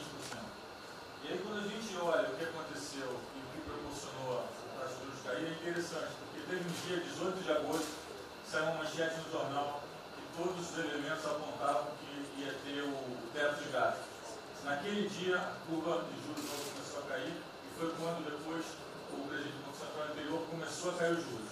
Ele caiu os juros até o nível de 6,5, estabilizou, teve a incerteza das eleições, com a incerteza do PT poder voltar, a taxa piorou. Depois, curiosamente, quando o mercado entendeu que ia ter a Previdência, foi quando abriu espaço para cortar os juros novamente. Então, a razão dos juros ter ido de 14,5, 15 ou 20 para o que está hoje foi o fato da sociedade e do mercado ter entendido que o governo ia ter disciplina em relação às contas públicas. Isso a gente não pode esquecer. Tá? Me permite, então você está dizendo aí que não só a Selic tem como uma taxa longa, nós devemos basicamente a PEC do teto, é isso? Isso. Estou dizendo exatamente isso. E depois também a Previdência. Então, dito isso, eu acho que é importante a gente passar essa mensagem. Um outro tema só, aí em relação ao plano, 3 pontos só que eu acho importante. A gente tem feito reuniões entre os banqueiros centrais de vários países do mundo, quase todas as semanas. Eu acho que tem 3 pontos que são importantes. Primeiro, existe um consenso hoje que o mundo privado está com muito medo de tomar risco. Então, que não vai ter como ter uma saída rápida sem que o governo não entre de alguma forma tomando risco. Porque o mundo privado está com medo de tomar risco pelo fator medo. Que é o fator que o doutor mencionou, que eu acho que é muito importante. Se amanhã você permitir todo mundo no estádio de futebol com o jogo, será que todo mundo vai sair de casa e vai? Qual é o fator medo? E o fator medo é interessante porque quanto mais informação você tem, mais medo você tem. Porque a mídia joga medo. Então você tem hoje uma classe mais alta que tem mais medo que a classe mais baixa, exatamente porque eles têm mais acesso à informação e a informação enviesada. Então, o primeiro ponto é esse tomar risco. O segundo ponto rápido é um tema que eu acho que está muito crescendo também, crescendo bastante, que é a análise, que a gente chama de análise intertemporal. Quando você faz uma ajuda, quando o governo faz um gasto, geralmente acontece 2 coisas. Ou você bota fundo perdido, ou seja, esse gasto não vale nada, e aí vai ter um reflexo na economia, na taxa de juros, ou as pessoas exageram falando esse gasto vai ser um multiplicador. Provavelmente não é uma coisa nem outra. O que eu acho que falta de analisar o gasto do governo é o quanto desse gasto que eu recupero lá na frente, via preservar empregos, via manter uma empresa viva, que ia morrer. Então eu acho que falta análise completa do gasto. O gasto nunca é fundo perdido. Também ele nunca é muito multiplicador, ele é um meio do caminho entre uma coisa e outra. E o que eu acho que falta é a análise de eu vou gastar tanto e esse gasto vai ter essa efetividade. Por exemplo, existe uma percepção do mercado que dinheiro para o governador e prefeito é dinheiro jogado fora. Pode ser que seja mentira, mas existe essa percepção hoje. E tem vários vídeos rodando por aí, os senhores devem ter visto, de que o dinheiro vai para a prefeitura e não vai parar, porque vai em bem intangível, é difícil de controlar. Vai em programa que você nunca tem como monitorar. Então, acho que é importante esse tema de fazer essa análise intertemporal e ver realmente qual é a eficiência do gasto. E, por último, último ponto, conversando com investidores, a gente tem feito isso, inclusive nós fizemos uma conversa, 2 bancos centrais com investidores, inclusive de infraestrutura, e o problema principal que aparece em toda a conversa no Brasil, do investidor privado, é que, no passado, toda vez que o investidor privado entrou, teve muita sacanagem. O tema da governança é super importante. Então, eu estava conversando com o Marinho, a coisa mais importante desse projeto, na minha opinião, é garantir que a governança é boa. O investidor privado ter certeza que ele vai estar junto com o governo, ou ele vai estar em grande parte tomando risco, às vezes o governo vai tomar um pouquinho, mas que é uma coisa que ele não precisa se preocupar na frente da governança. E o jeito de melhorar a governança é colocar agentes internacionais que fazem governança mundial. A gente conversou um pouco sobre isso, é só isso. Obrigado. Obrigado. Ministra Damares, por favor. Perdão, Marcelo já falou. Não. Ministra Damares. Ministro, parabéns pela ideia, mas eu preciso lembrar e eu preciso fazer sempre isso para que a gente não perca o foco, a questão de valores, ministro. Esse governo tem o pilar dos valores. Não se pode construir nada neste governo sem a gente trazer valores. Nós estamos sabendo, e a gente está falando o tempo todo, que nós não seremos mais os mesmos depois dessa pandemia. O mundo não será mais o mesmo, nós não seremos mais o mesmo. e nós vamos ter que fazer uma revisão de políticas públicas no mundo todo e no Brasil. Nós vamos ter que nos reinventar, com certeza. Neste momento, o que nós estamos vendo aqui no nosso comitê? Nós estamos buscando dados e não estamos encontrando dados. Nós recebemos um governo que não tinha dados, os dados que nós tínhamos eram falsos, mentirosos. Um Brasil de achismo, um Brasil de talvez, eu acho que é, talvez sim, talvez não. Políticas públicas construídas até agora nessa nação em cima de talvez e de achismo. Nós vamos ter que rever muita coisa. É um país plural. Quando a gente vai buscar os povos tradicionais agora para a gente construir enfrentamento ao coronavírus, nós descobrimos, ministros, que nós temos 1.300.000 ucranianos no Brasil. Ninguém nunca falou de ucranianos para nós no Brasil. Com a sua cultura totalmente preservada no Brasil. Nós estamos com 1.500.000 ciganos, e eu falava de 1.300.000, e são 1.500.000 ciganos. Nós estamos... Então, presidente, nós vamos ter que rever muita coisa na aplicação das nossas políticas públicas no Brasil. Os nossos seringueiros são em números maiores do que a gente imagina no Brasil. Então, tudo que nós formos construir, nós vamos ter que ver, ministro, a questão dos valores também. A questão, os nossos quilombos estão crescendo, e os meninos estão nascendo nos quilombos, e seus valores estão lá. Então, tudo vai ter que ver a questão dos valores. E quando eu falo valores, ministro, eu quero dizer para o senhor, nós estamos com quase 80.000 idosos em abrigos no Brasil. Eu me surpreendi com números. Nós estamos com quase 60.000 crianças em abrigos no Brasil. Os números estão me surpreendendo. E eu estou com um número absurdo de mulheres também em busca de abrigos por causa de violência. Então, tudo isso tem que vir para este pacote. Nós vamos ter que fazer algumas revisões de políticas públicas no Brasil. Então, por favor, ministro, coloque aí a questão de valores. E quando eu falo valores, aí eu quero olhar para o nosso novo ministro aqui da Saúde e dizer, ministro, valores estão lá no seu ministério também. Neste momento de pandemia, a gente está vendo aí a palhaçada do STF trazer o aborto de novo para a pauta. E lá está na questão de as mulheres que são vítimas do Zika vírus vão abortar. E agora vem o coronavírus. Será que vão querer liberar que todos que tiveram coronavírus poderão abortar no Brasil? Vão liberar geral? O seu ministério, ministro, está lotado de feminista que tem uma pauta única, que é a liberação do aborto. Quero te lembrar, ministro, que está chegando agora, este governo é um governo pró-vida, é um governo pró-família. Então, por favor. E aí, quando a gente fala de valores, ministro, eu quero dizer que nós estávamos sim no caminho certo. A gente não precisa reinventar muita coisa, não. E eu quero citar aqui um exemplo da política indigenista como este governo estava construindo. Todo mundo começou a dizer, a esquerda começou a falar, que o coronavírus iria dizimar os povos indígenas no Brasil. O primeiro óbito, dia 12 de abril, sabe o que é isso? A forma como nós estávamos conduzindo a política indígena no Brasil. Primeiro óbito, dia 12 de abril. E eu fui lá para a Amazônia, em Roraima, junto com o presidente da FUNAI e o secretário nacional de saúde indígena, para acompanhar o primeiro óbito. A forma como a gente conduziu deu muito certo. Vamos ter que melhorar? Vamos ter que melhorar. E por que nós fomos lá, presidente? Porque nós recebemos a notícia que haveria contaminação criminosa em Roraima, em Amazônia, de propósito, em índios, para dizimar aldeias e povos inteiros para colocar nas costas do presidente Bolsonaro. Eu tive que ir para lá com o presidente da FUNAI e me reunir com os generais da região e o superintendente da Polícia Federal para a gente fazer uma ação ali meio que sigilosa. Porque eles precisavam matar mais índio para dizer que a nossa política não estava dando certo.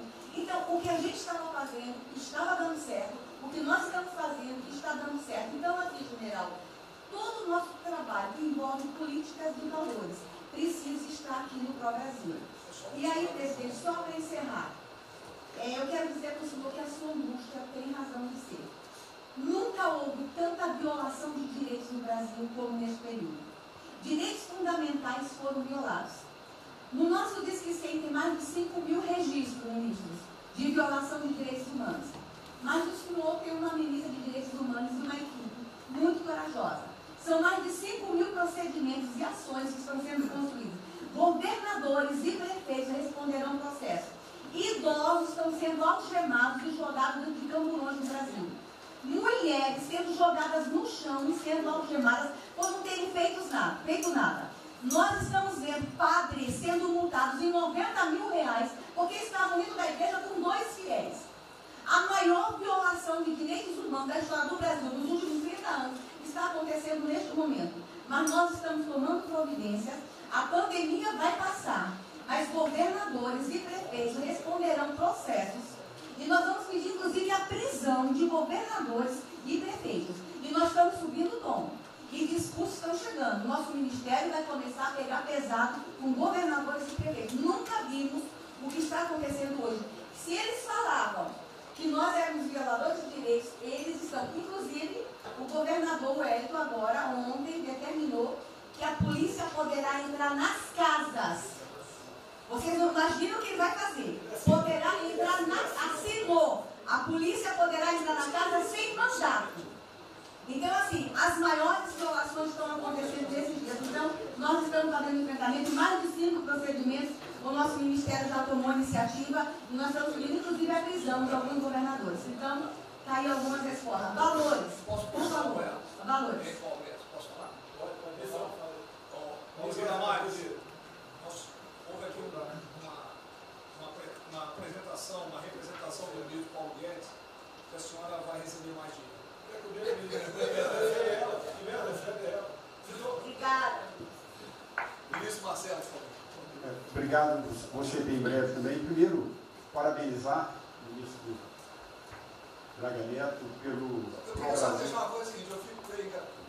Não é trabalho meu, é trabalho da equipe e eu roubei ideia de um bando de gente. Eu roubei ideia aqui, ali, eu roubei ideia. Tá? Eu aproveitei a ideia, só coordenei. Um cronograma importante do projeto, obviamente, todos os ministérios, como o Ministério do Turismo também, já estamos finalizando até amanhã esse programa de retomada. E, presidente, o turismo, obviamente, ele tem uma importância muito grande para a economia, o Paulo Guedes sabe disso, mais de 8%, ou seja, quase 10% do PIB nacional é turismo. E o presidente falou que vai extinguir o Ministério porque o turismo acabou. Agora precisa do Ministério mais do que nunca, presidente. O turismo ele vinha numa crescente muito importante. O ano de 2019 cresceu 2,6%, enquanto a economia cresceu 1%, gerou 163% a mais de emprego do que o ano de 2018.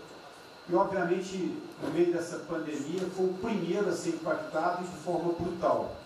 O Rogério Marinho sabe bem disso e nos ajudou muito aí. Quero aproveitar para agradecer o Paulo Guedes, a Marinho também nos ajudou muito nesse processo, de contemplar, ou seja, de ter um plano de ação que viesse evitar o desmonte do setor do turismo, porque grande parte das empresas do turismo passou de um fluxo de caixa de 100 para 0 de um dia para o outro. Então, ações como a suspensão de contrato de trabalho, o ministro Moro também, agradeço, teve uma ação fundamental para o setor, que foi uma medida provisória que contemplasse ambas as partes, tanto o consumidor quanto as empresas, através da Senacom, o que impediu judicializações em massa, porque aquela pessoa que comprou o ingresso de um show ou um pacote turístico, ela, se fosse para cima das empresas ainda para pedir o reembolso de imediato, isso seria catastrófico, geraria mais desemprego ainda. Essa medida provisória garantiu que as empresas pudessem ter um fôlego, um prazo aí de até 12 meses para fazer esse reembolso. O terceiro ponto foi a questão dos créditos, que está terminando de ser fechado junto ao Banco BNDES. Agradeço muito aí também o Montesano, a Caixa Econômica também, o Pedro, o ministro Paulo Guedes, que o entrave maior estava na questão das garantias, mas a gente está conseguindo finalizar esse modelo de crédito para contemplar a todos, desde o meio ao micro, pequeno, médio, o grande empresário no Brasil do setor turístico. O setor, presidente, ficou muito feliz, se sentindo contemplado com todas essas ações medidas por parte do governo federal. O setor do turismo no Brasil fizeram cartas com as principais associações agradecendo a postura do governo federal em relação a isso. Eu quero, presidente, falar um assunto aqui que talvez seja muito polêmico, mas eu acho que é importante esse debate nesse momento. Aí eu falo também para a ministra Damares, que eu sei que é uma pauta muito sensível também a ela, que é a questão, presidente, porque o Ministério do Turismo agora tem que ter um planejamento, um plano de atração de investimentos, que é o que gera emprego, renda, é o que ajuda, obviamente, a economia do Brasil. E para isso, presidente, eu acredito que é um momento propício nesse planejamento da retomada, discutir os resorts integrados. Não é legalização de jogos, não é bingo, não é caça-níquel, são resorts integrados. Obviamente, presidente, uma pauta precisa ser construída, ainda mais estou olhando para o cara aqui para mim. A pauta precisa ser construída com as bancadas da Câmara, tanto a evangélica quanto a católica, mostrando ou desmistificando vários mitos que giram em torno disso. Não sei se o ministro Paulo Guedes concorda. Nós temos a possibilidade de atrair pelo menos 40 bilhões de dólares para o Brasil só de outorgas, de investimentos imediatos para essa pauta.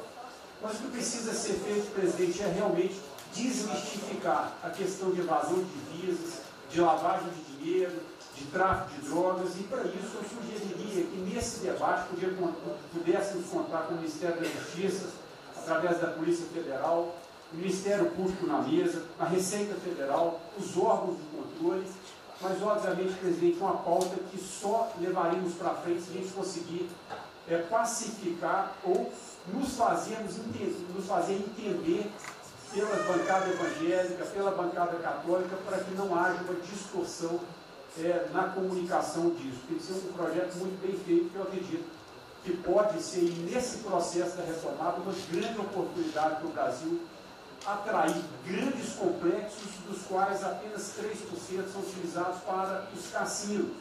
E outra, isso não tem impacto diretamente nenhum na família dos trabalhadores brasileiros. Tá se puxando.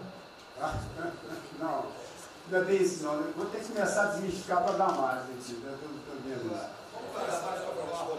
Então, presidente, aqui, não estou dizendo que a gente tem que colocar isso como um projeto de governo, obviamente, mas abrir esse debate em torno dos resorts integrados.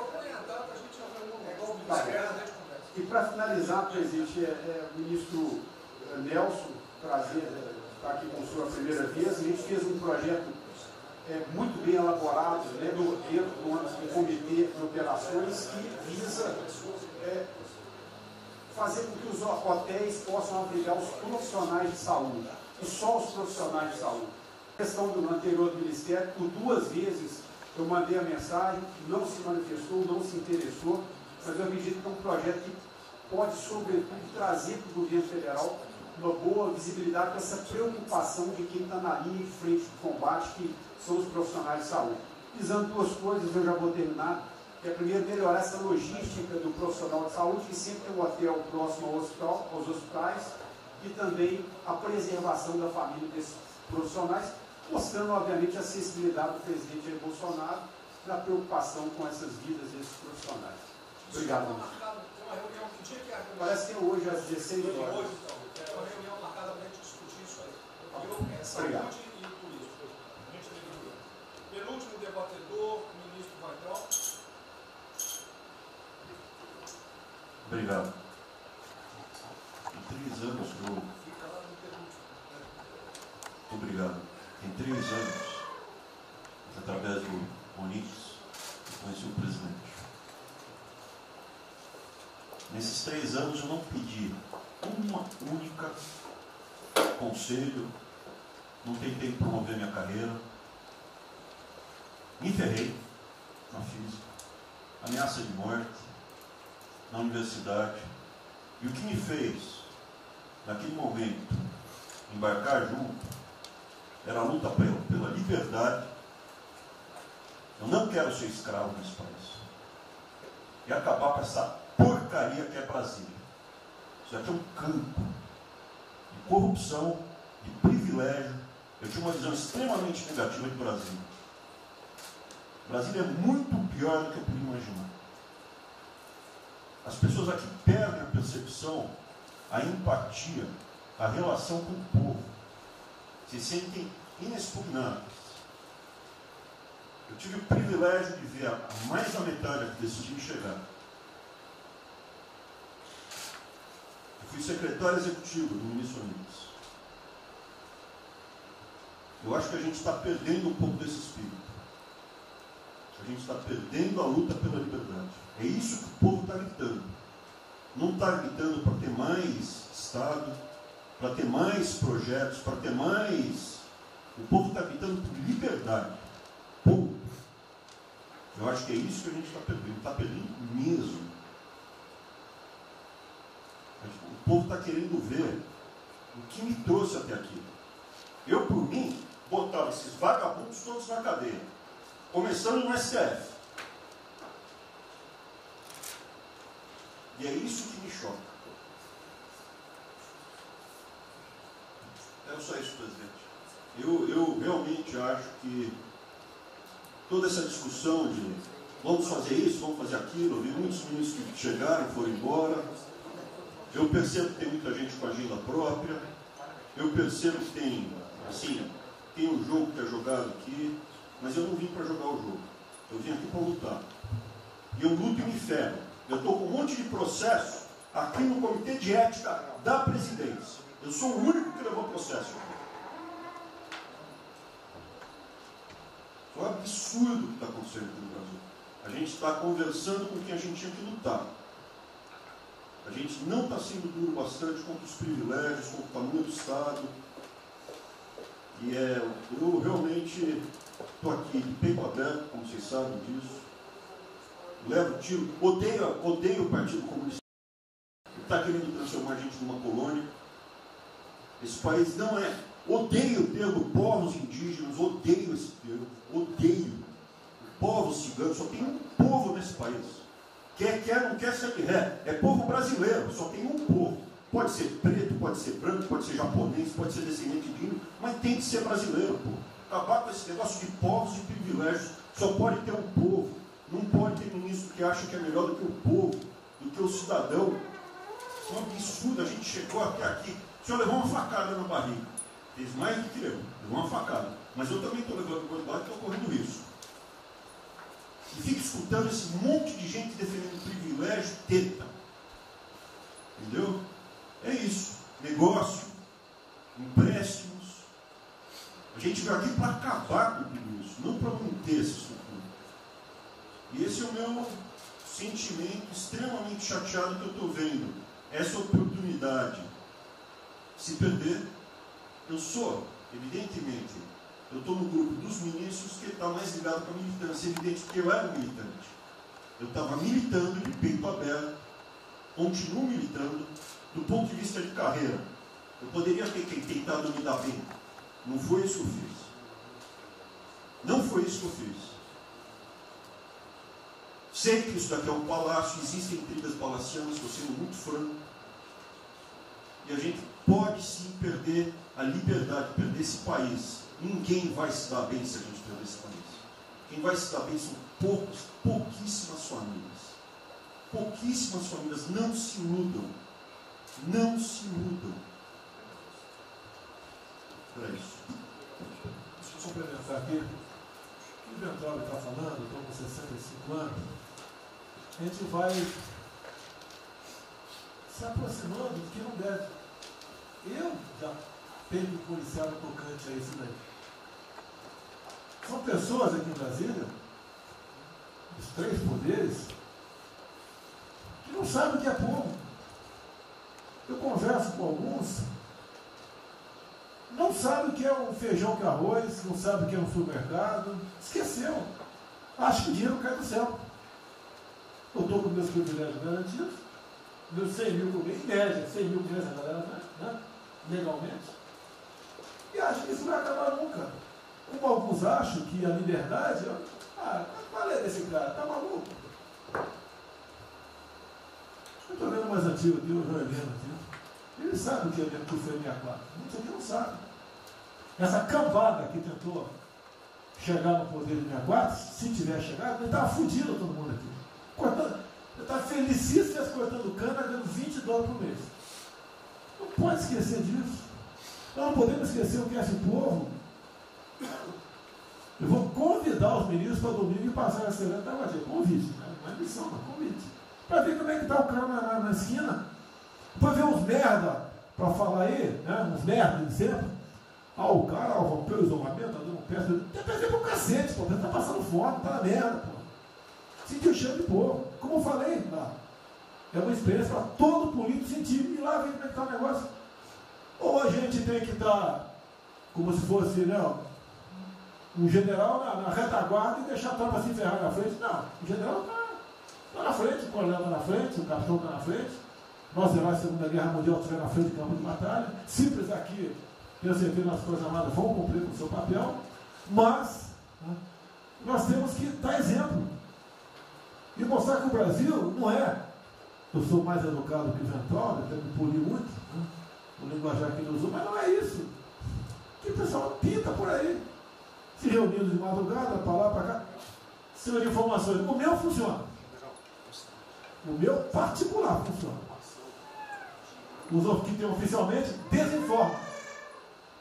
E voltando ao tema, eu prefiro não ter informação do que ser desinformado por cima de informações que eu tenho. Então, pessoal, muitos vão poder sair do Brasil. Mas não quero sair, ver a minha irmã de Eldorado, outra de Cajati, o coitado do meu irmão, capitão do exército de Miracatu, se fuder, pô. Como é perseguido o tempo todo. É a bosta da Folha de São Paulo. Diz que meu irmão foi expulso de um açougue em registro, que estava comprando carne sem máscara. Comprovou no papel, estava em São Paulo esse dia. O dono do restaurante, do açougue, falou que não estava lá. E fica por isso mesmo, isso aqui é problema dele. Né? Mas é putaria o tempo todo para me atingir, mexendo com a minha família. Já tentei trocar gente da segurança nossa no Rio de Janeiro, oficialmente, e não consegui. Isso acabou. Eu não vou esperar fuder minha família toda, de sacanagem, ou amigo meu, porque eu não posso trocar alguém da segurança na ponta da linha que pertence à estrutura. Vai trocar. Se não puder trocar, troca o chefe dele. Pode trocar o chefe dele? Troca o ministro. E ponto final. Não estamos aqui para brincadeira. Eu tenho um garoto aqui, com todo respeito, do PNDS. Eu conhecia, ele usava calção lá. Pode ver os Estados Unidos para cá, podia estar muito bem lá. Veio para cá, eu tentava mudar o Brasil com o vídeo do Paulo Guedes. E amigos, pais dele, você conhece mesmo, Paulo Guedes? Eu não lembro dos teus pais, lembro de você, tá certo? Mas alguém que está investindo aqui. E todos nós temos que pensar nisso. O que esses filhos de Maia Raquel, é a nossa liberdade. Olha, como é fácil impor uma ditadura no Brasil, como é fácil. O povo está dedicado. Por isso que eu quero, ministro da Justiça, ministro da Defesa, que o povo se abre. Que é a garantia que não vai ter um filho da puta aparecer para impor uma ditadura aqui. Que é fácil impor uma ditadura. Facílimo. Um bosta do prefeito, faz um bosta no decreto, algema e deixa todo mundo dentro de casa. Se eu tivesse armado, ia para a rua. E se eu fosse ditador, né, eu queria desarmar a população, como todos fizeram no passado, quando queriam, antes de impor a sua respectiva ditadura. Aí, que a demonstração nossa, eu peço ao Fernando e ao outro, por favor, assine essa portaria hoje, que eu quero dar um puta do recado para esses bosta. Por que eu estou armando o povo? Porque eu não quero uma ditadura. E não dá para segurar mais. Não dá para segurar mais. Quem não aceitar as minhas bandeiras, Damares, família, Deus, Brasil, armamento, liberdade de expressão, livre mercado, quem não aceitar isso está no governo errado. Espere para 22, né, o seu Álvaro Dias, espere o Alckmin, espere o Haddad, ou talvez o Lula, né?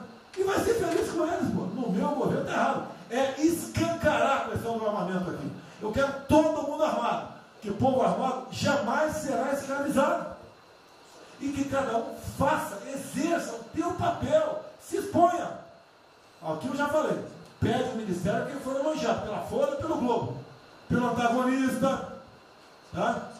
Então tem certos blogs que só tem notícia boa de ministro, não sei como. O presidente é uma porrada, o ministro é elogiado. A gente vê por aí, o governo está, o ministério tendo bem, apesar do presidente. É pra puta que eu pariu, porra. Eu disse, cadê o time, porra? Trocamos o time, espero trocar mais ninguém, espero. Mas nós temos que, na linha do Van Trump, de forma mais educada um pouquinho, se preocupar com isso. Que os caras querem é a nossa hemorroida, é a nossa liberdade. Isso é uma verdade. O que esses caras caras fizeram com o vírus, esse bosta desse governador de São Paulo, esse estrume do Rio de Janeiro, entre outros, é exatamente isso. Aproveitaram o vírus, está um bosta do prefeito lá de Manaus agora, abrindo cobras coletivas. Um bosta, que quem não conhece a história dele, procura conhecer, porque eu conheci dentro da Câmara aqui do meu lado. E nós sabemos a ideologia dele e o que ele prega. E que ele sempre foi. O que está aproveitando agora, um clima desse, para levar um terror no Brasil. Então, pessoal, por favor, se preocupe, que é mais importante que a vida de cada um de vocês, que é a sua liberdade. Se uma empresa não vale porra nenhuma. Bom, presidente, esses valores, esses princípios, e o alerta aí da entrada é válido também, como sua evocação, é que realmente nós estamos todos aqui por esses valores. Estamos aqui por esses valores. Nós não podemos esquecer disso. Nós podemos conversar com todo mundo aqui, porque é o establishment, porque nós precisamos dele para provar coisas, mas nós sabemos que nós somos diferentes. Nós temos noção que nós somos diferentes deles. E quando eles cruzam a linha, a gente solta a mão e sai andando sozinho. Enquanto eles estiverem no trilho conosco, no caminho, fazendo as reformas que nós prometemos, nós estamos juntos. Mas o cara soltou a mão, passou por lá de lá, deixa o cara sozinho, a gente continua sozinho e vai procurar outra conversa, em outro lugar. Então, eu acho que manter essa ideia que nos trouxe aqui, e eu tenho dito isso em todo lugar, e lá fora, eu converso, semana passada eu conversei com os ministros da Fazenda de G20, conversei com os ministros também de Economia dos BRICS, e a mensagem que eu levo é sempre a mesma: o Brasil vai surpreender o mundo. Vocês duvidaram da nossa democracia, duvidaram do nosso presidente é democrático e vai fazer as mudanças. E aprovando a reforma da Previdência ano passado, enquanto os franceses fizeram passeadas com outra reforma da Previdência. Agora, não é uma coisa, por exemplo, nós vamos continuar aprofundando as reformas, nós vamos seguir. Eu conheço todas as histórias de reconstrução por profissão, obrigado a estudar isso, a reconstrução da Alemanha na Segunda Guerra, a Primeira Guerra com o Chaves, a Segunda Guerra com o Ludwig Erhard, a reconstrução da economia do Chile com os caras de Chicago, todos os casos, o caso da fusão das duas Alemanhas, eu conheço profundamente, no detalhe, não é de ouvir falar, de ler 8 livros sobre cada reconstrução dessa. Então, eu li James 3 vezes no original antes de eu chegar a Chicago. Então, não tem blues, não tem dó, não tem blá blá blá. Tem estudos sobre todas as ocasiões. E nós demos uma demonstração disso quando nós estávamos indo numa direção norte, com as reformas estruturantes, e de repente, em 3 semanas e meia, nós fomos para o sul.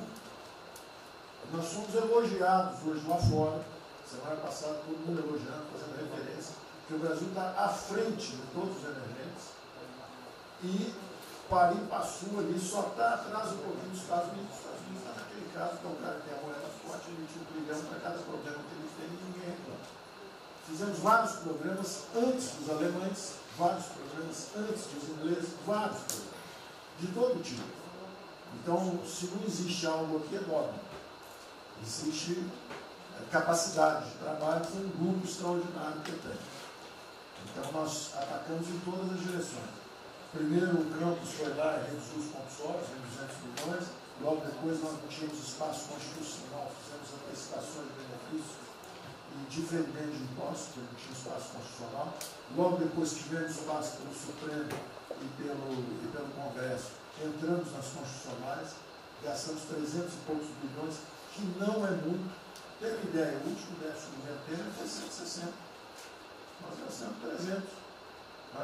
Não gastamos tanto assim, mas atingimos 50 milhões de brasileiros, como diz lá o Pedro. 70 milhões de brasileiros.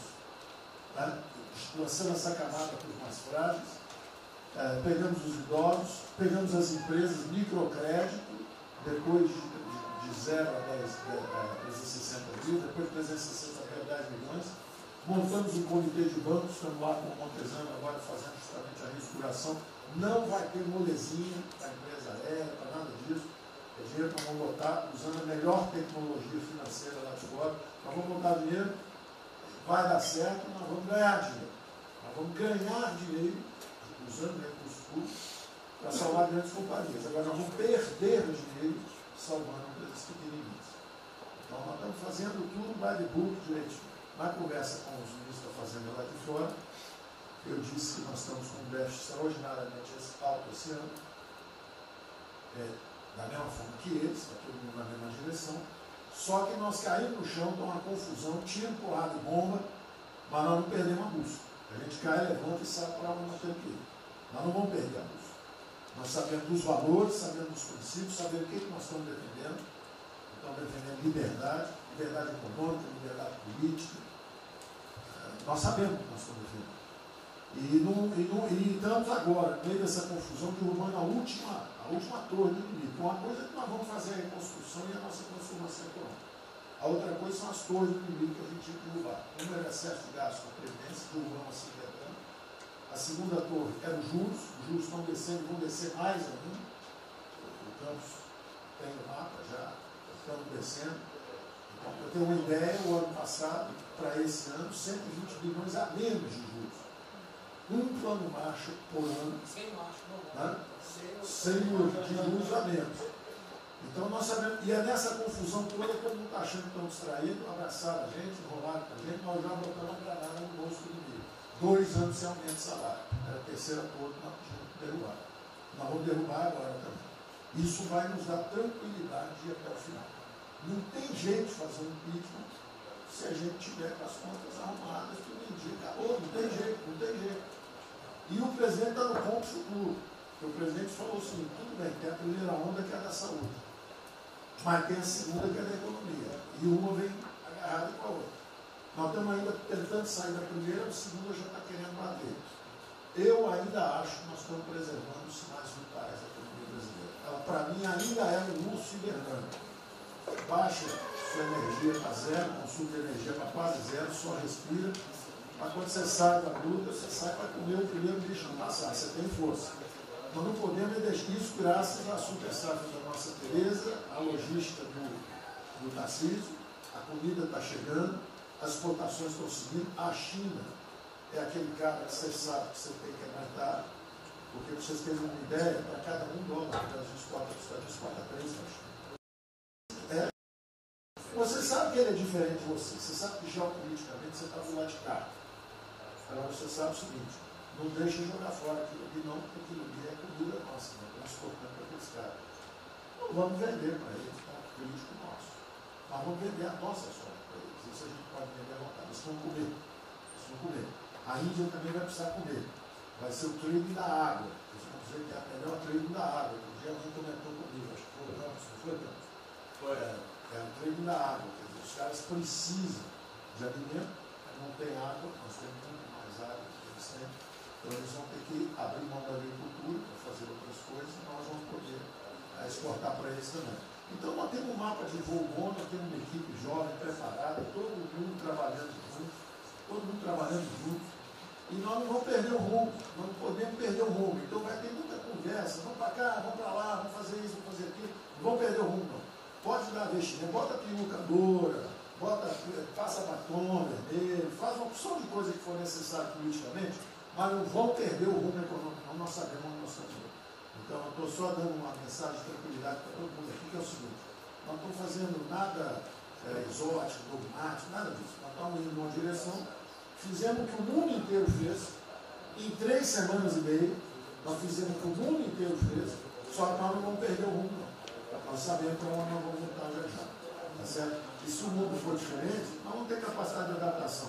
Por exemplo, eu já tenho conversado com o ministro da Defesa, já conversamos algumas vezes, quantos 200 mil, 300 mil, quantos jovens aprendizes nós podemos absorver nos quartéis brasileiros?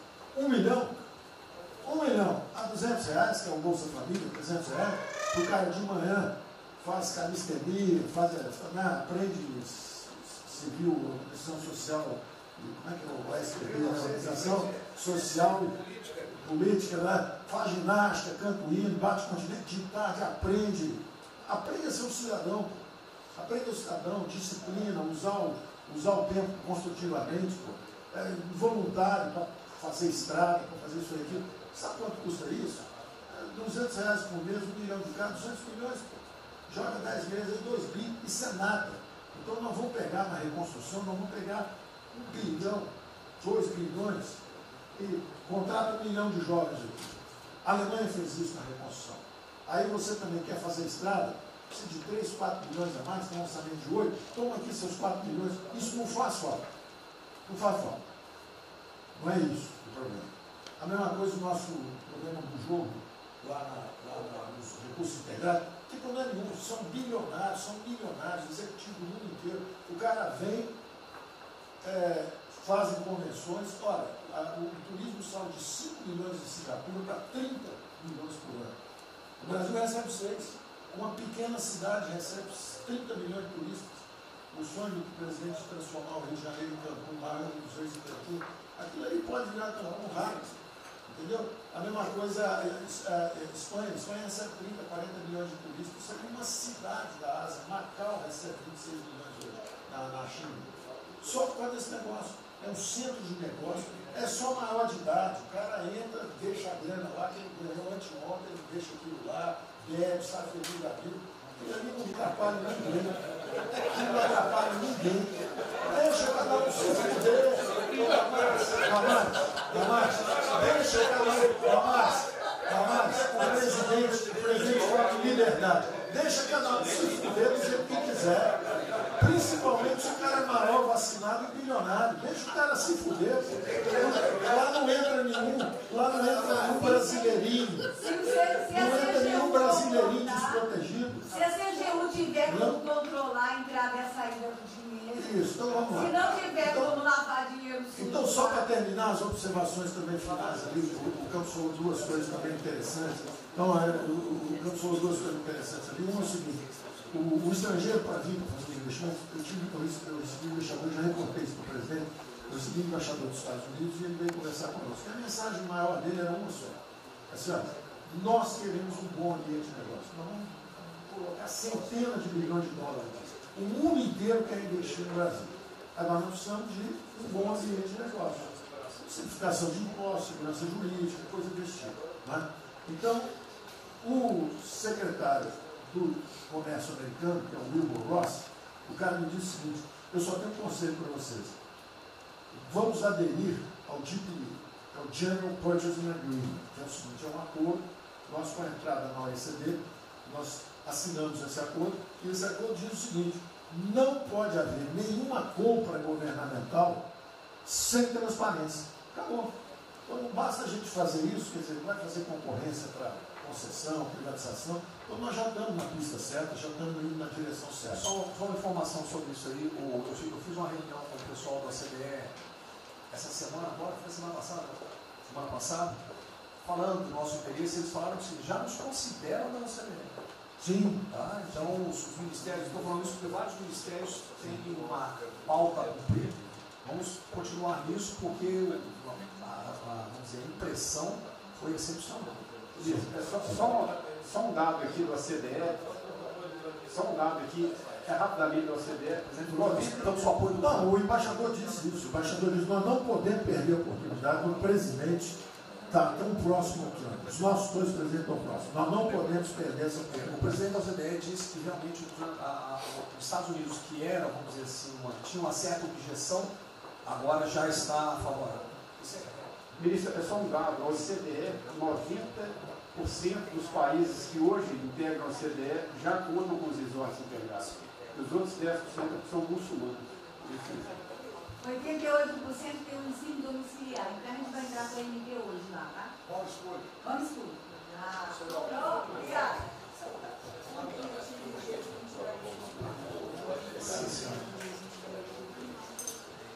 Uma nova ordem para o coronavírus. Muitos países vão colocar regras para ter estoque novamente. Eu acho que não é o nosso caso. Nós temos que ter acesso ao mercado, mas nós precisamos incentivar o turismo. É o único produto que o Brasil não é autossuficiente.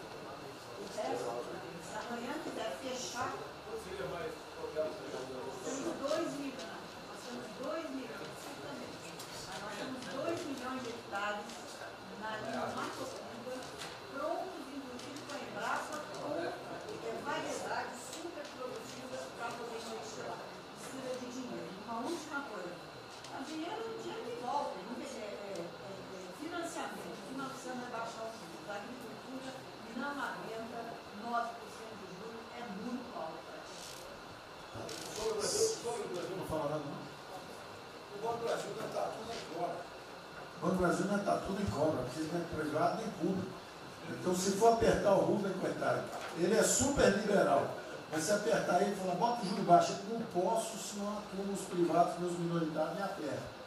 Aí você fala assim, bota o juro alto, eu não posso, porque senão o governo me aperta. O Banco do Brasil é um caso pronto de privatização. É um caso pronto, e a gente não está dando espaço. O senhor já notou que o BNDES e a Caixa, que são nossos públicos, a gente faz o que a gente quer. O Banco do Brasil não consegue fazer nada, ele tem um liberal lá. Então tem que vender essa porra logo. Apesar de todo aumento de risco que passou a haver no sistema bancário, o Banco do Brasil está expandindo bastante seus empréstimos e a agricultura, a ministra Tereza Cristina testemunha aqui de que o apoio está sendo muito grande e nós estamos numa situação confortável, ministro, porque, primeiro porque em termos de liquidez, o público vê o Banco do Brasil como um porto seguro. Então, nós não estamos tendo problemas que outros bancos estão tendo, de preocupação com a liquidez do banco, com a rigidez do banco. E na nossa formação de resultado, as pessoas físicas não têm um papel preponderante dentro do Banco do Brasil. E nós temos a felicidade, nesse momento, de contar com folhas de pagamento de empresas públicas, das Forças Armadas, né, que em termos relativos estão numa situação mais segura do cidadão comum, que não participa de empresas públicas. Mas só confessa o seu sonho. Confessa o sonho. Confessa o seu sonho. Em relação à privatização... Foi 23 da confessa, agora em relação à privatização, eu acho que fica claro que com o BNDES cuidando do desenvolvimento, com a Caixa cuidando da área social, o Banco do Brasil estaria pronto para um programa de privatização. Né? Mas isso a gente pode fazer. Só se discute, só se fala isso em 23. A gente pode fazer um dia um seminário aí, posso escrever, porque o Banco do Brasil no passado teve muitos privilégios pelo fato de ser público. Né? As folhas de pagamento vinham naturalmente do Banco do Brasil para a Caixa, a administração dos depósitos judiciais eram sempre do Banco do Brasil e da Caixa. Hoje isso tudo é processo de concorrência. Nós temos que pagar muito caro por esses antigos privilégios que não são mais privilégios. E fica só o lado ruim de ser estatal, pesando no Banco do Brasil. Porque a gente não tem a mesma facilidade de contratação, a gente não tem a mesma facilidade de demissão de maus funcionários e vai por diante. Quer dizer, tudo tem que submeter ao governo, o Tribunal de Contas travando tudo. Né? O Tribunal de Contas hoje em dia é uma usina de terror. Se a gente faz alguma coisa, está arriscado dentro da cadeia. Se não faz, é processado por inação.